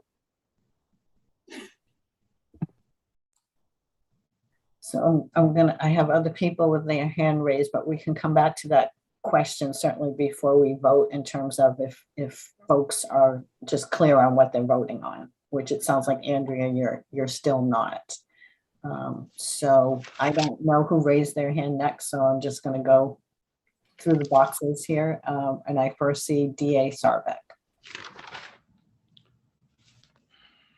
Thank you, Senator. I just briefly wanted to say that if the vote's going to be cast today, I'm going to abstain only because I might have my own personal views here, but I'm here representing the Maine Prosecutors Association, and we have not discussed this yet as a group, but we will be discussing this as a group.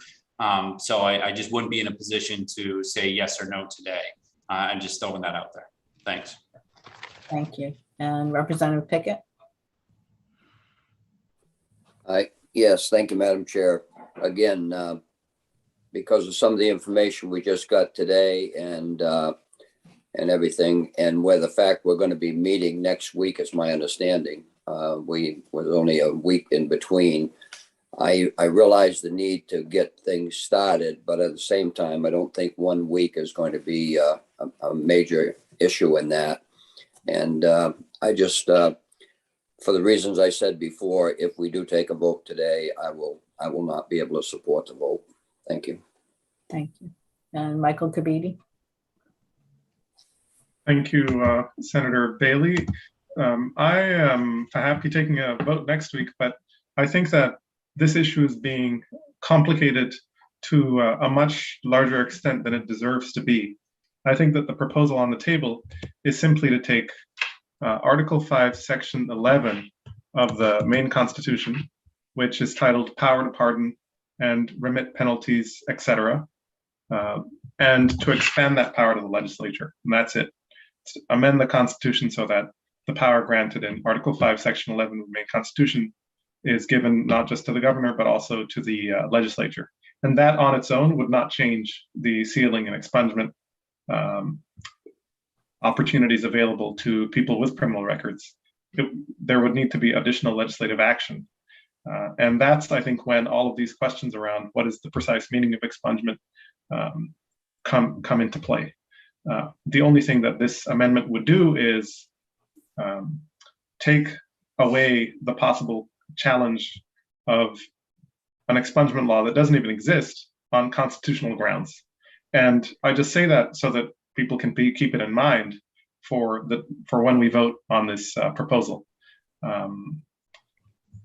And there are multiple ways of doing this. One way of doing it is adding a section to Article 3, which governs legislature's powers, and says that the power to pardon is not exclusive to the governor. Another is to amend Section 11 of Article 5 and to say that these powers are not exclusive and are also enjoyed by this legislature, something along those lines. So I don't think it's necessary to take a very complicated approach to this. It's a relatively simple, straightforward proposal, I think. And those are my comments. Thank you. Thank you. Elizabeth Ward Saxel. Thank you. I think I'm somewhere between this isn't complicated and I don't have enough information. I really, so I'm also in the place where DA Sarbeck is, because I have not sought the consensus of my members. I think what would be really helpful in order to do that would be for this group to decide what exact language we want to insert in the Constitution. So I appreciate there were two options laid out. And I feel like there are a couple of small questions that are like inherent in what approach we take. And so I would really appreciate the opportunity to be looking at the proposed language, just because it is so consequential, obviously messing with the Constitution. Thank you. Thank you. So I hear that for different reasons, many people are not ready yet. Representative Harnett, did you have something further? I just wanted to first thank Michael for more clearly articulating what I tried to articulate in my motion. I appreciate that.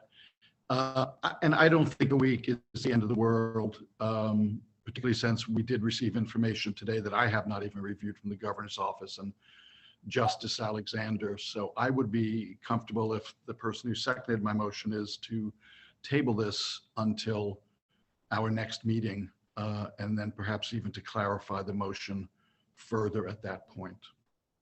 And that's kind of where I was going, Representative Harnett. I think something that would be helpful perhaps to folks, and only because it's your motion, that between now and the next meeting that you could send and you could work with Jane and Peggy to really clarify and put in writing your motion, and so that people are clear exactly what is being moved, and that could be circulated to members ahead of time so that those who have to go to membership can go to their membership, and others can just be clearer in their mind exactly what's being proposed, and that we would take this up then on our meeting at the 13th.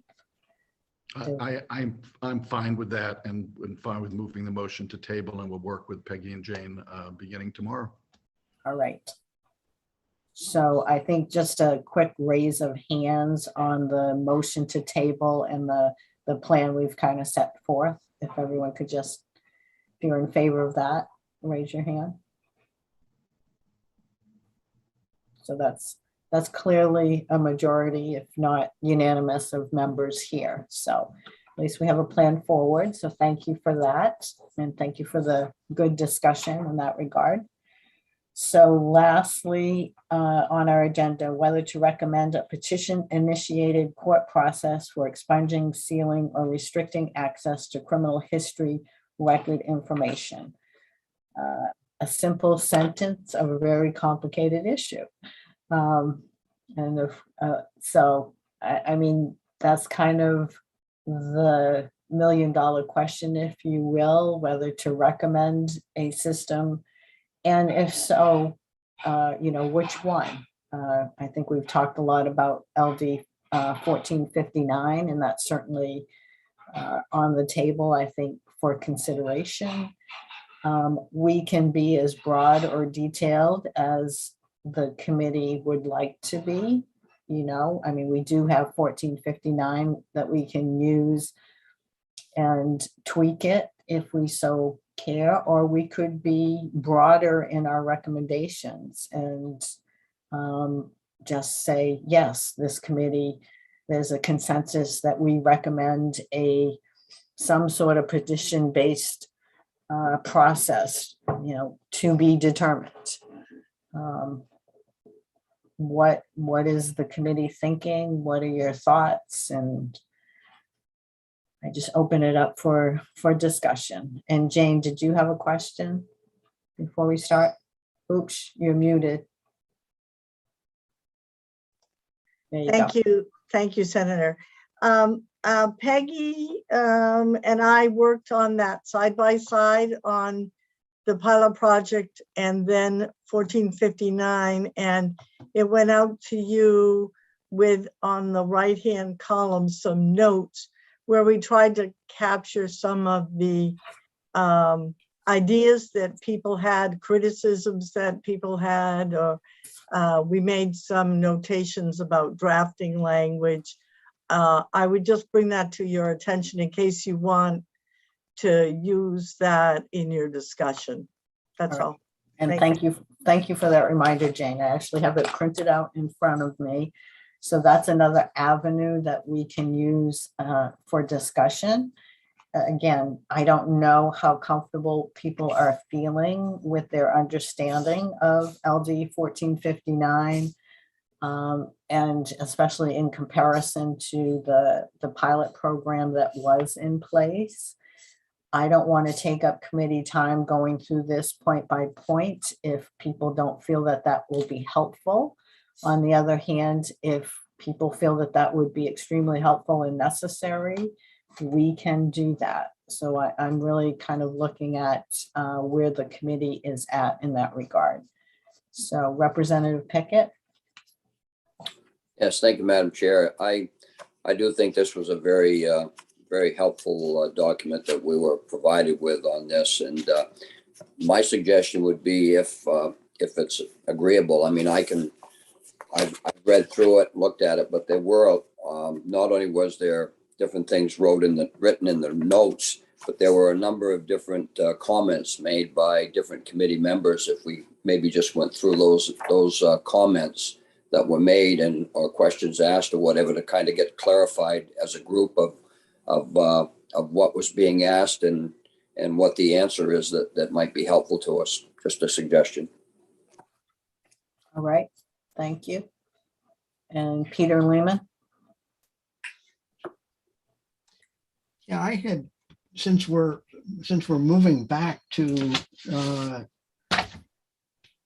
the history of the I had a question about the numbers from the motions to seal criminal history, and wanted to know, there were a fair number of those petitions that were denied, and I wanted to know why, if anybody had a handle on why those petitions would have been denied.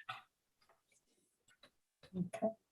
Does anyone on the committee have that information? I believe the numbers were submitted by Ann Jordan, so she may not Yes. know. Yeah. I don't know if Ann is still with us. She may not. No, Jan, Ann had another meeting that she had to, so she had to leave us. Okay, so maybe that's some information we can get between now and then. Question led me to review the legislation itself. And the reason that I asked the question is because both the proposed and the former statute don't seem to leave any room for discretion or decision-making on the part of the court. It simply appears to be a bookkeeping bill that says if you've got these elements, then it instructs the court to grant the petition. And there is no place for other things. And so that led me to the question of whether or not we're wasting judicial time. Why make it a petition-based system rather than an automatic system? If what it is a checklist, then Matt and his computers basically can answer the question better than anyone. Or maybe I'm wrong.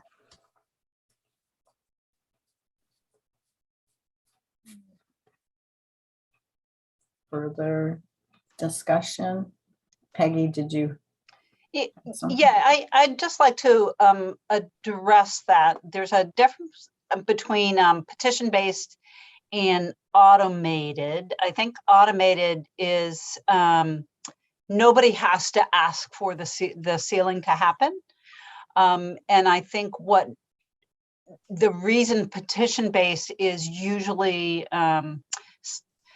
preferred by the agencies that have to deal with these records is they don't have to go and figure out who would be eligible. The person who wants their record sealed takes the step of filing the petition. And I think maybe what Mr. Lehman is saying is, if this is a really cut and dried process, if you meet those eligibility requirements, and then you get, you can have your record sealed, are we wasting judicial time in determining, in doing that process? And I guess what's happens is the court looks at the petition and decides whether or not all those elements have actually been met or completed. And I'm not sure if you need that kind of judicial level of analysis in order to seal the record. I guess the way the statute is written, that's the only time we seal records is when the court says we meet the statutory criteria. Although I think there is some automatic sealing now available in the juvenile records. But anyway, I think the court is the gatekeeper in making sure that the person actually meets all the eligibility criteria. You need somebody to make sure that petition is complete and accurate before you go to the sealing step. And right now, in 1459, it makes the court take on that role. So I guess that is perhaps another point of discussion is, does the court need to play that role, or does the committee feel that some other entity, SBI, can play that role? So, Peter, speaking for SBI, I would say that I definitely wouldn't want to be the one that would make that decision. I think from prior conversations we had in this committee, there was some desire to have some judicial oversight, and especially having, if you've got to look at other criminal history and then kind of weighing all that information to decide whether it goes forward, I think that relies more with the court. I mean, I look at myself, I kind of run the library, so I don't write the books. I just check the books in and out. So that's how I would look at it. All right.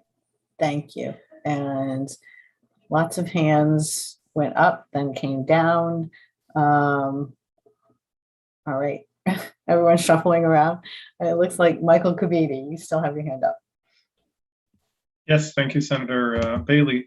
So as I understand it, now we're discussing whether to recommend either LD 1459 or the bill that died last session, or a bill very much like it. Am I right?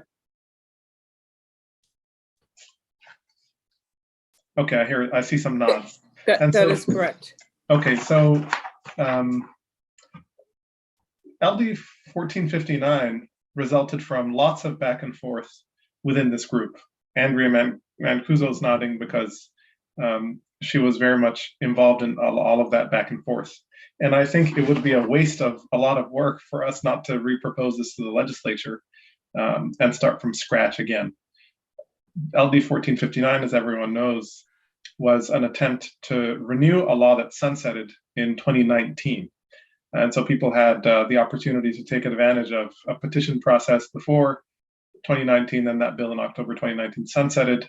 And this was our attempt to provide that opportunity again for people who fit within a certain criteria. And, I think that if people here, most of whom I think had a chance to participate in the last Criminal Records Review Committee, are comfortable, I would strongly recommend that we allow this to have the public hearing it didn't have because of the pandemic.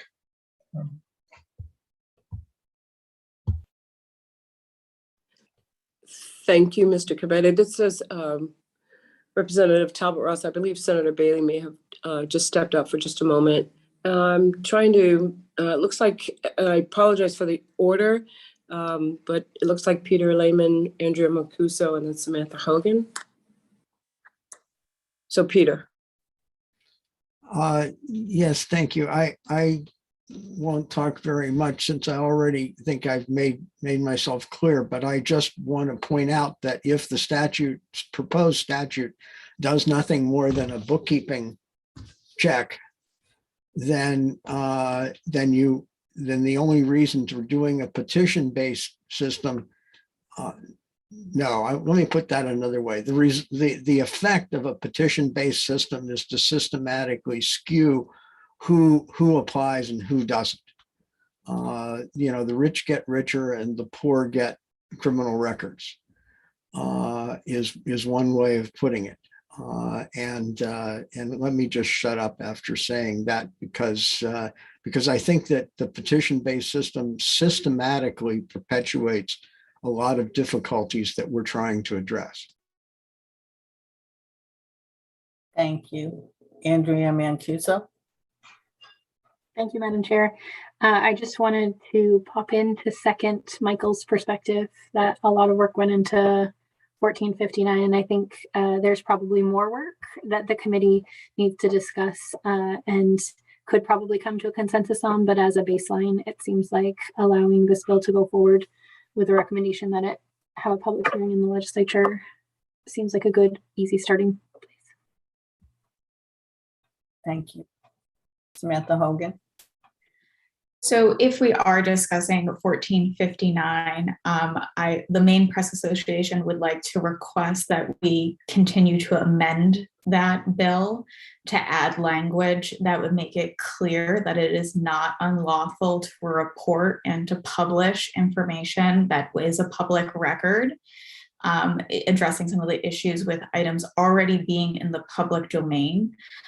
Just to give you a kind of inside look at a newsroom, but if these records become sealed and then someone comes to us and says, my record has been sealed, this has been thrown out by the court, or like the conviction stands, but it's been sealed by the court, please update your story. We physically cannot do that because we cannot look at the records to verify that what the person is telling us is true. And we would propose that you guys instead look at anti-discrimination law that does not limit public access to public records, things that are true, newsworthy, and were lawfully obtained. And then we would also recommend that there be carve-outs as well for the public to be able to petition, to look at sealed records as situations have changed, and that it's not a violation for the public to post on Facebook or for the press to publish in a newspaper that information that's already in the public domain. If someone later runs for office, if someone is selected as a principal of a school, someone's running, there are so many reasons why past conviction of a certain crime, which is true, was lawfully obtained by either the press organization or another member of the public who brings it to a press organization, or anyone in the public who has a record of something that is true and newsworthy to be able to publish that information. So we do think that there's some further clarity that's needed in this law. We do have some draft language that we'd be happy to share around if we wanted to vote on it next time. But I would also welcome any discussion on further amending 1459 if there is an intent to move forward with that one this session. Thank you. And Judy Meyer. Thank you, Madam Chair. I do very much appreciate the work that's gone into this bill to date. But until this fall, the press and the public access advocates have not had a voice in that discussion. Justice Alexander, just in his note to us that we just received, raised some very significant First Amendment issues with this. So I would not be comfortable supporting going forward without at least looking at those issues. We've had a lot of presentations from a lot of people, but we really haven't looked at this bill paragraph by paragraph, which I believe is needed before we move forward. Thank you. Courtney Allen. Thank you, Senator Bailey. I'm in support of moving forward with this bill with the understanding that I believe that it's the committee's responsibility that it is before to really go through and amend the bill and ensure line by line that they want to move forward to bring it to the House and to the Senate. Thank you. Further discussion? And I did have to step away for a moment. I apologize. Did someone make a motion, or are we still just kind of discussing? Jane or Peggy, if you could. Oh, Peggy, you're muted, but I think you said no motion. No motion. If I could read your lips. Very good. No, I don't believe anybody's made a motion at this point. All right. So what would the committee like to do at this point? Representative Harnett? I don't have a motion. I have a procedural question, though. My records show that 1459 is not in front of judiciary, right? That was ought not to pass in June of 2021, mostly because I think it died because it never had a public hearing or a work session. So I'm not exactly sure what the posture is. Is the question whether or not this committee will recommend this legislation that would come out of this committee as opposed to an LR from a member of the legislature? I hope I'm being clear with my question. You're being somewhat clear, but first of all, I think I can answer that, but Representative Talbot Ross might be able to answer even better. So I'm going to let her speak first. Thank you. Thank you, Madam Chair, and thank you, Representative Harnett, for the question. What happened in this last term was several bills that related to criminal history records did not move forward out of committee, and we, including this bill, 1459, and we carried over LD 1310 to create a vehicle should the committee decide to do so for a bill to move forward. That's my recommendation. And when you say the committee, you're talking about the Judiciary Committee, that we kept that vehicle in LD 1310. That's correct. Right. Okay. Thank you. Mm-hmm. I knew my co-chair would know the answer to that. Thank you, Representative Talbot Ross.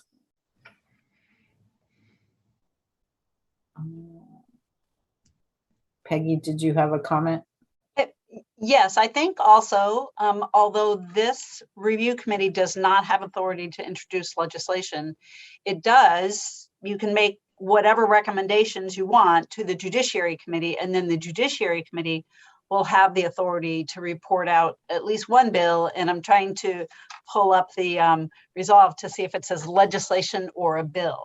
So you have a couple of different options. LD 1310 was carried over by the Judiciary Committee, so they could use that as a vehicle for anything that came out of the study committee, but they also have the authority either under the resolve or under Joint Rule 353 to report out a bill based on this review committee's recommendations. So what would be most helpful to the Judiciary Committee, I think, would be any kind of language that this committee would support.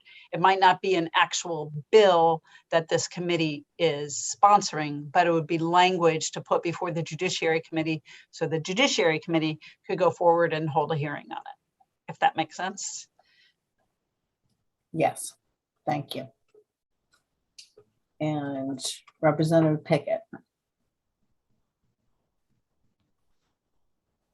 Yes, thank you, Madam Chair. I was just looking at the resolve, and just for a point of information, it says that no later than December 3rd. So we're beyond December 3rd that we can, that the review committee shall submit to the Joint Standing Committee on Judiciary and report that includes findings of blah, blah, blah. So just for point of information, I don't know how that goes into the clog and whether it puts us in a bind or not. I'll let Peggy answer that, but I believe we got an extension.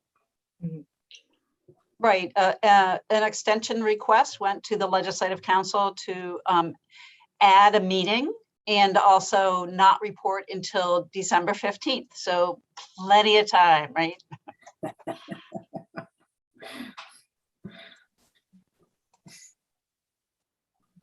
And Jane, did you have a? I would just say Peggy prompted me, so I looked. The resolve authorizes the Criminal Records Review Committee to recommend legislation.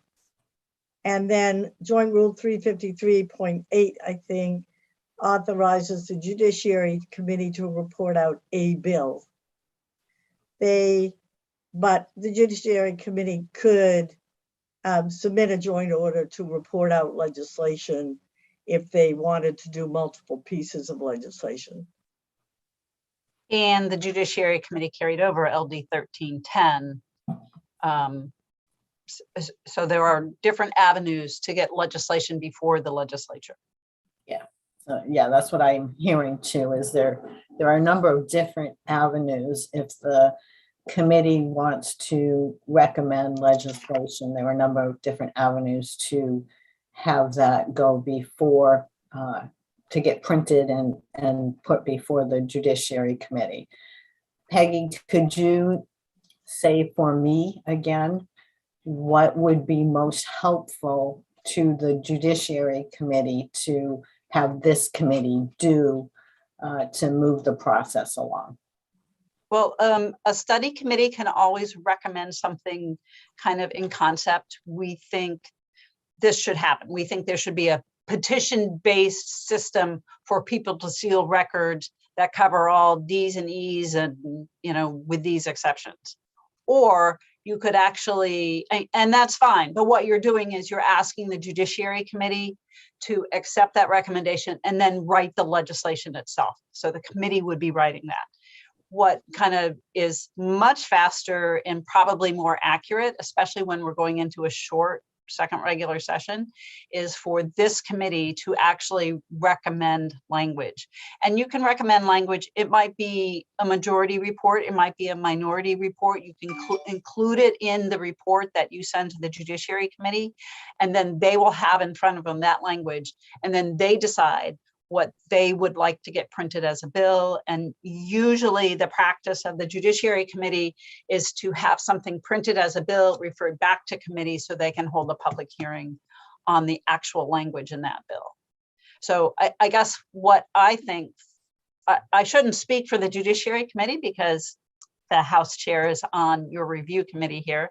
But I think it's usually easier for a legislative committee to actually have some language in front of them. They don't have to agree with it. They can change it to what they get printed as a bill, but it's just easier for them to go forward that way than kind of a more general statement that the review committee supports a particular way to go forward with criminal records. So Peggy and Michael, I see your hand up, but I'm going to ask my question first.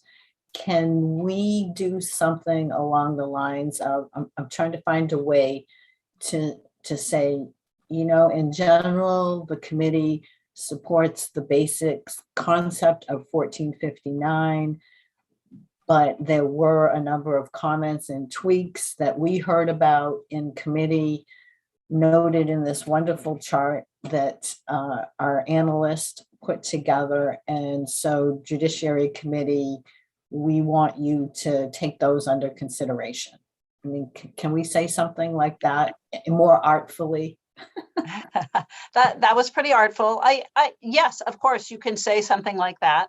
And I think that one of the ways that a legislative committee handles recommendations like that is they have a presentation of the report by the entity that wrote that report, and also ask for public comments maybe on the report itself, so the committee can get a little more understanding about how they are going to write a piece of legislation based on those recommendations.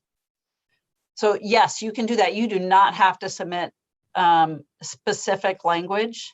And in fact, some of your recommendations might not even be legislative. I'm not sure what they would be, but your recommendations don't have to be limited to something that can be encapsulated into a bill. But that does leave the Judiciary Committee to interpret that and then go forward with what they want to see in a bill. Right. So I don't know if that helps the discussion or helps anyone to form a motion.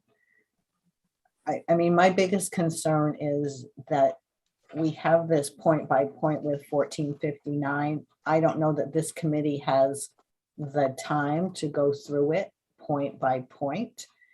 But I would certainly like to kind of keep the process going. And I guess move it to the Judiciary Committee to do the next phase of due diligence. But I don't know what others' thoughts are. Michael Kabidi. Thank you, Senator Bailey.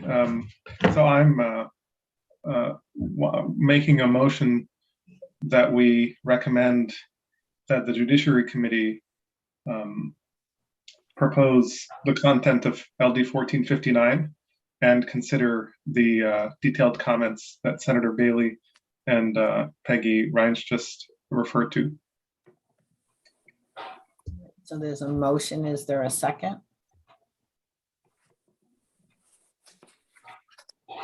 I'm happy to second Senator Bailey, Courtney Allen. So Courtney Allen makes a second. So further discussion. Oh, sorry. Go ahead. Thank you, Senator Bailey.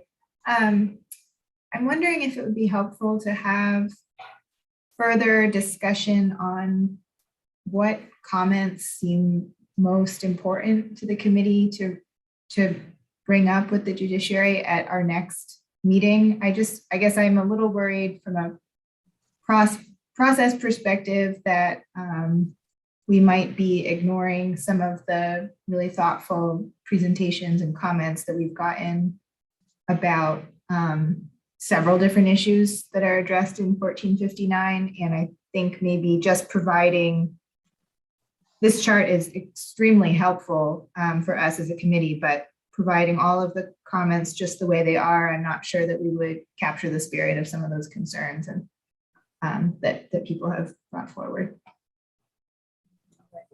Michael, did you want to respond to that?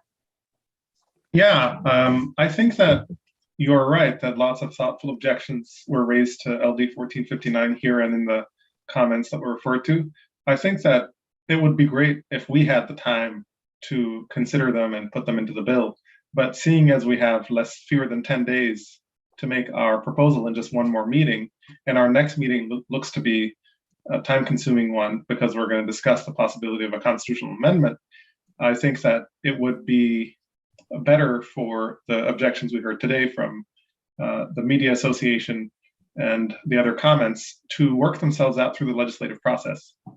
We have a democratic public hearing process during which anyone can submit comments, and we have the possibility of more than one public hearing and more than one work session for us to edit the language of this bill. And it doesn't mean that this process has to stop. And we can continue negotiating and talking about what the final form of this bill will look like. But I think it would be fatal to this bill not to move it forward at this stage. So I don't think we should let the perfect be the enemy of the good now. I think we have a product and it can get refined in the public hearing and work session process. And certainly the ACLU is committed to working with everyone here to achieve a workable final product. Thank you. Peter Lehman.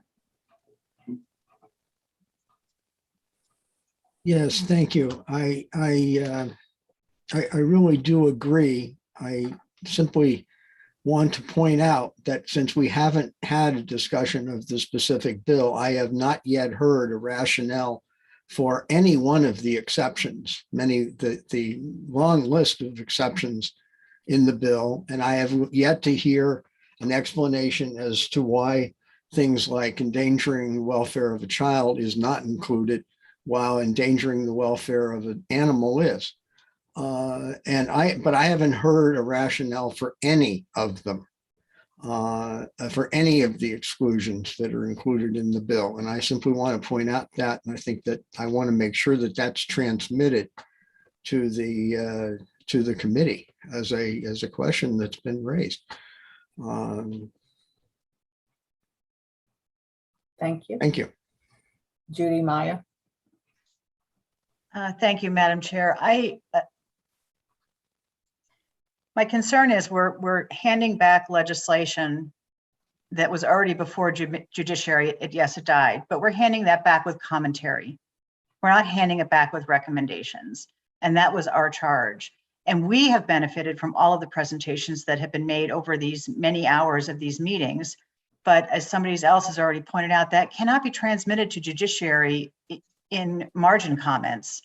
I think we have an obligation to work this more fully before it moves forward. Thank you, Judy. I think it's the time constraint. So what I hear you saying is that if in fact this committee continues on, that's something you would want to see worked on by this committee as opposed to the Judiciary Committee. I think we now have the background and the understanding from these presentations, which were a really good collection of viewpoints. And it seems dismissive not to then take that knowledge and format something with it. Thank you. Peter Lehman. Sorry, I didn't get my hand down. Thank you. Andrea Mancuso. Thank you. My apologies. I had to step away when the committee was talking about continuing this work. Was there any discussion about continuing it in a way that allowed for us to do more intensive subcommittee work on subparts? Because my experience was that that was really helpful in moving the ball forward with the group of folks that were convening around the creation of LD 1459. We have these big time limited meetings that don't seem necessarily conducive to wordsmithing language. Thank you. Peggy and or Jane, can you answer that question? I think what she's asking is, assuming that Representative Talbot Ross's bill to have this committee continue, the CRRC, continue its work, as part of that, would this committee be allowed as part of that process to have subcommittees? Now, I know the Judiciary Committee could make subcommittees, so that might be a factor in kind of having folks decide, should we toss this back to Judiciary or not, to wordsmith this, as Andrea said. But would the reconstituted CRRC, assuming that got approved, would we be allowed at that point to have subcommittees to really wordsmith the basic framework of 1459? So I'm not exactly sure what you're asking. If you're asking whether during the legislative session, kind of for the Judiciary Committee, there would be subcommittees of this CRRC working in order to provide would they be, yes, would they language. Would they be allowed to do that?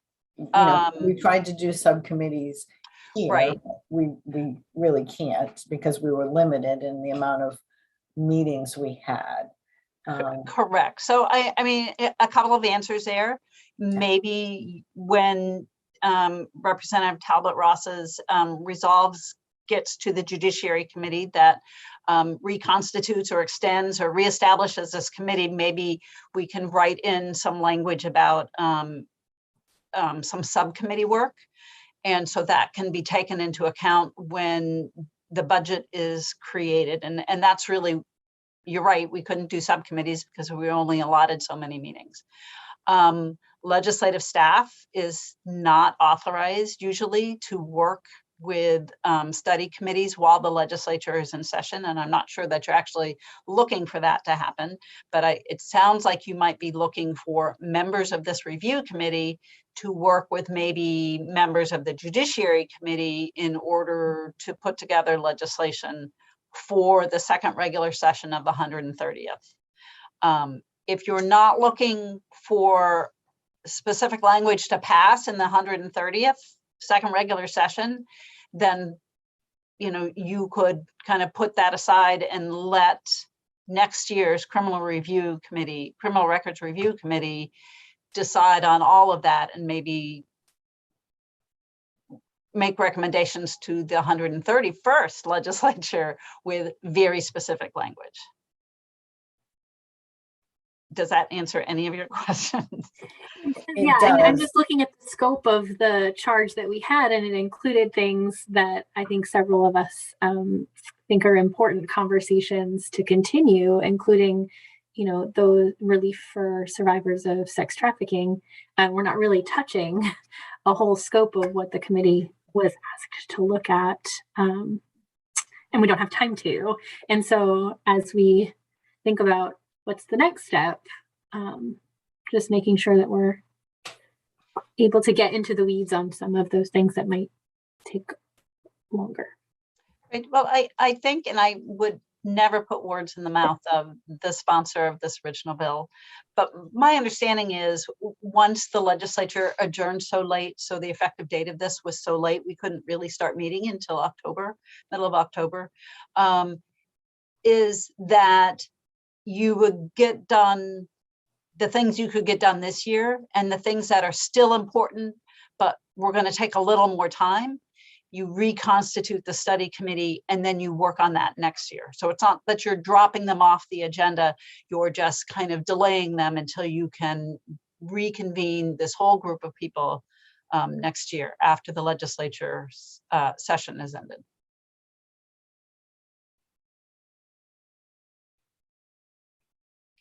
And I would point out, I mean, we did have consensus to support having the committee continue its work going forward, with the recognition that, no, we weren't able to do everything we were charged with. I think we can all agree on that. But we've done a lot of good work and received a lot of information, as Judy pointed out, and have heard from a lot of different organizations and factions. And I think we all have I'll speak for myself, I certainly have a better understanding of this whole issue, but also more of an appreciation of how complicated it is. Further discussions, questions, comments? We do have a motion in front of us. Are people ready to vote on that motion? DA Sarbat. Thank you. I'll just be brief for the same reasons that I said before. If I would be abstaining today if it is called to a vote. I would say though, from our preliminary discussions of MPA 1459 did have support back in the day, but I don't know today, and it's different than it was when it was originally passed. So I just want to throw that up there. All right, thank you.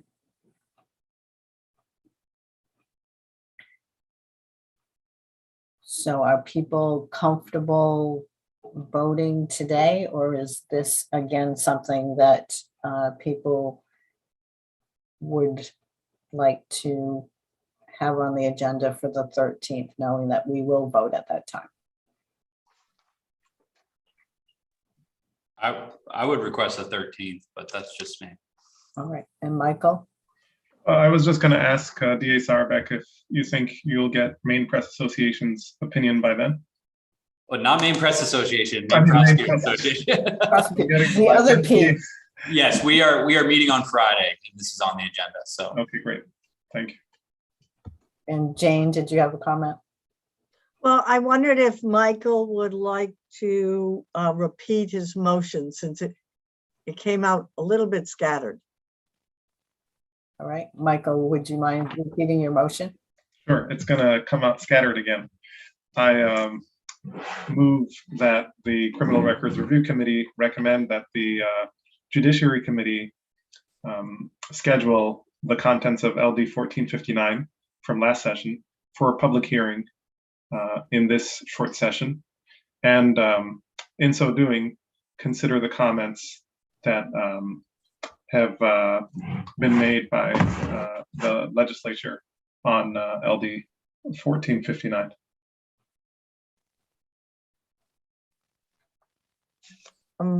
I'm sorry, what do you mean consider the comments of the legislature? The chart of comments that we received. Oh, okay. The comments that the Criminal Records Review Committee received. Yes. And yes. and did you want to add the comments that came in from Justice Alexander and the governor's office today?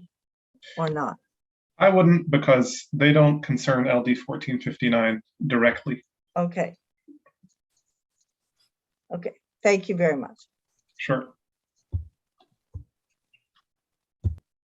Further discussion? And so, Michael, did you want to make a motion to table? You don't have to, but it is your motion, so. Sure, yeah. I think it would be useful to get Prosecutors Association's final opinion on this, so I'll move to table this motion. All right. And I'll remove my second, Senator Bailey. you'll remove your second, or are you just going to second the motion to table? Second to motion. Thank you, Senator Bailey. All right, thank you. All right, so there's a motion to table. All those in favor?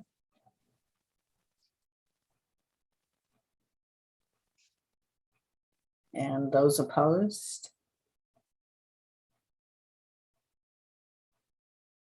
I'm not sure if those It are. looks unanimous to me. Yes, yes. So, and even though we tabled the last two matters, I mean, I feel like we did move forward and will be poised on the 13th to vote on those. So that's next on our agenda, is planning for the next meeting. We certainly have two items that we know are going to be on there, the two that we tabled today. Jane and Peggy, are you thinking anything more than that? Are you going to have any sort of the beginnings of a draft of a report, or is that going to all be done after the 13th? What is your timing? What are you thinking? Peggy? We've started kind of a skeleton of a report. So kind of summarizing what you've done so far. And of course, the most important pieces are going to be your recommendations. But we'll kind of briefly mention who provided information and the basis of their information. And now that we can link just about every document that exists, will, rather than making the report really long, we can link to any kind of testimony that's been submitted. And I'm thinking that you will include things in your in the appendix of the report as well.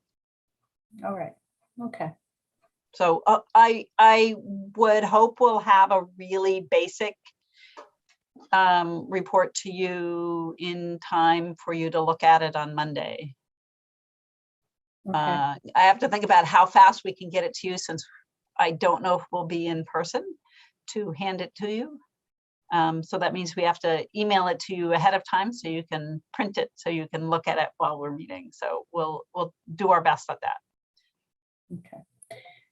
So yeah, on that note, again, I wasn't here for the last meeting, which I apologize. Sometimes the day job does interfere. And that's what happened the last time for our meeting. I mean, how are people feeling in terms of continuing to meet remotely versus in person? I mean, I think I'm surprised, but I think we do okay remotely, even with the number of people that we have. I thought it would be very complicated, but I'm not finding it to be a barrier. But I welcome feedback from other committee members on that score. If people feel strongly that for the final meeting, especially we're kind of fine tuning our recommendations and the report, if they would like to meet only in person, I certainly am open to accommodating that. If people feel that we're doing okay remotely, I know that's a lot easier and more convenient for people, especially this time of year, both with COVID, but also just with the holidays and other commitments that everyone has. So I throw that out to the committee. Do people have strong feelings one way or another, or do you just want the chairs to decide? What are your thoughts? Representative Harnett.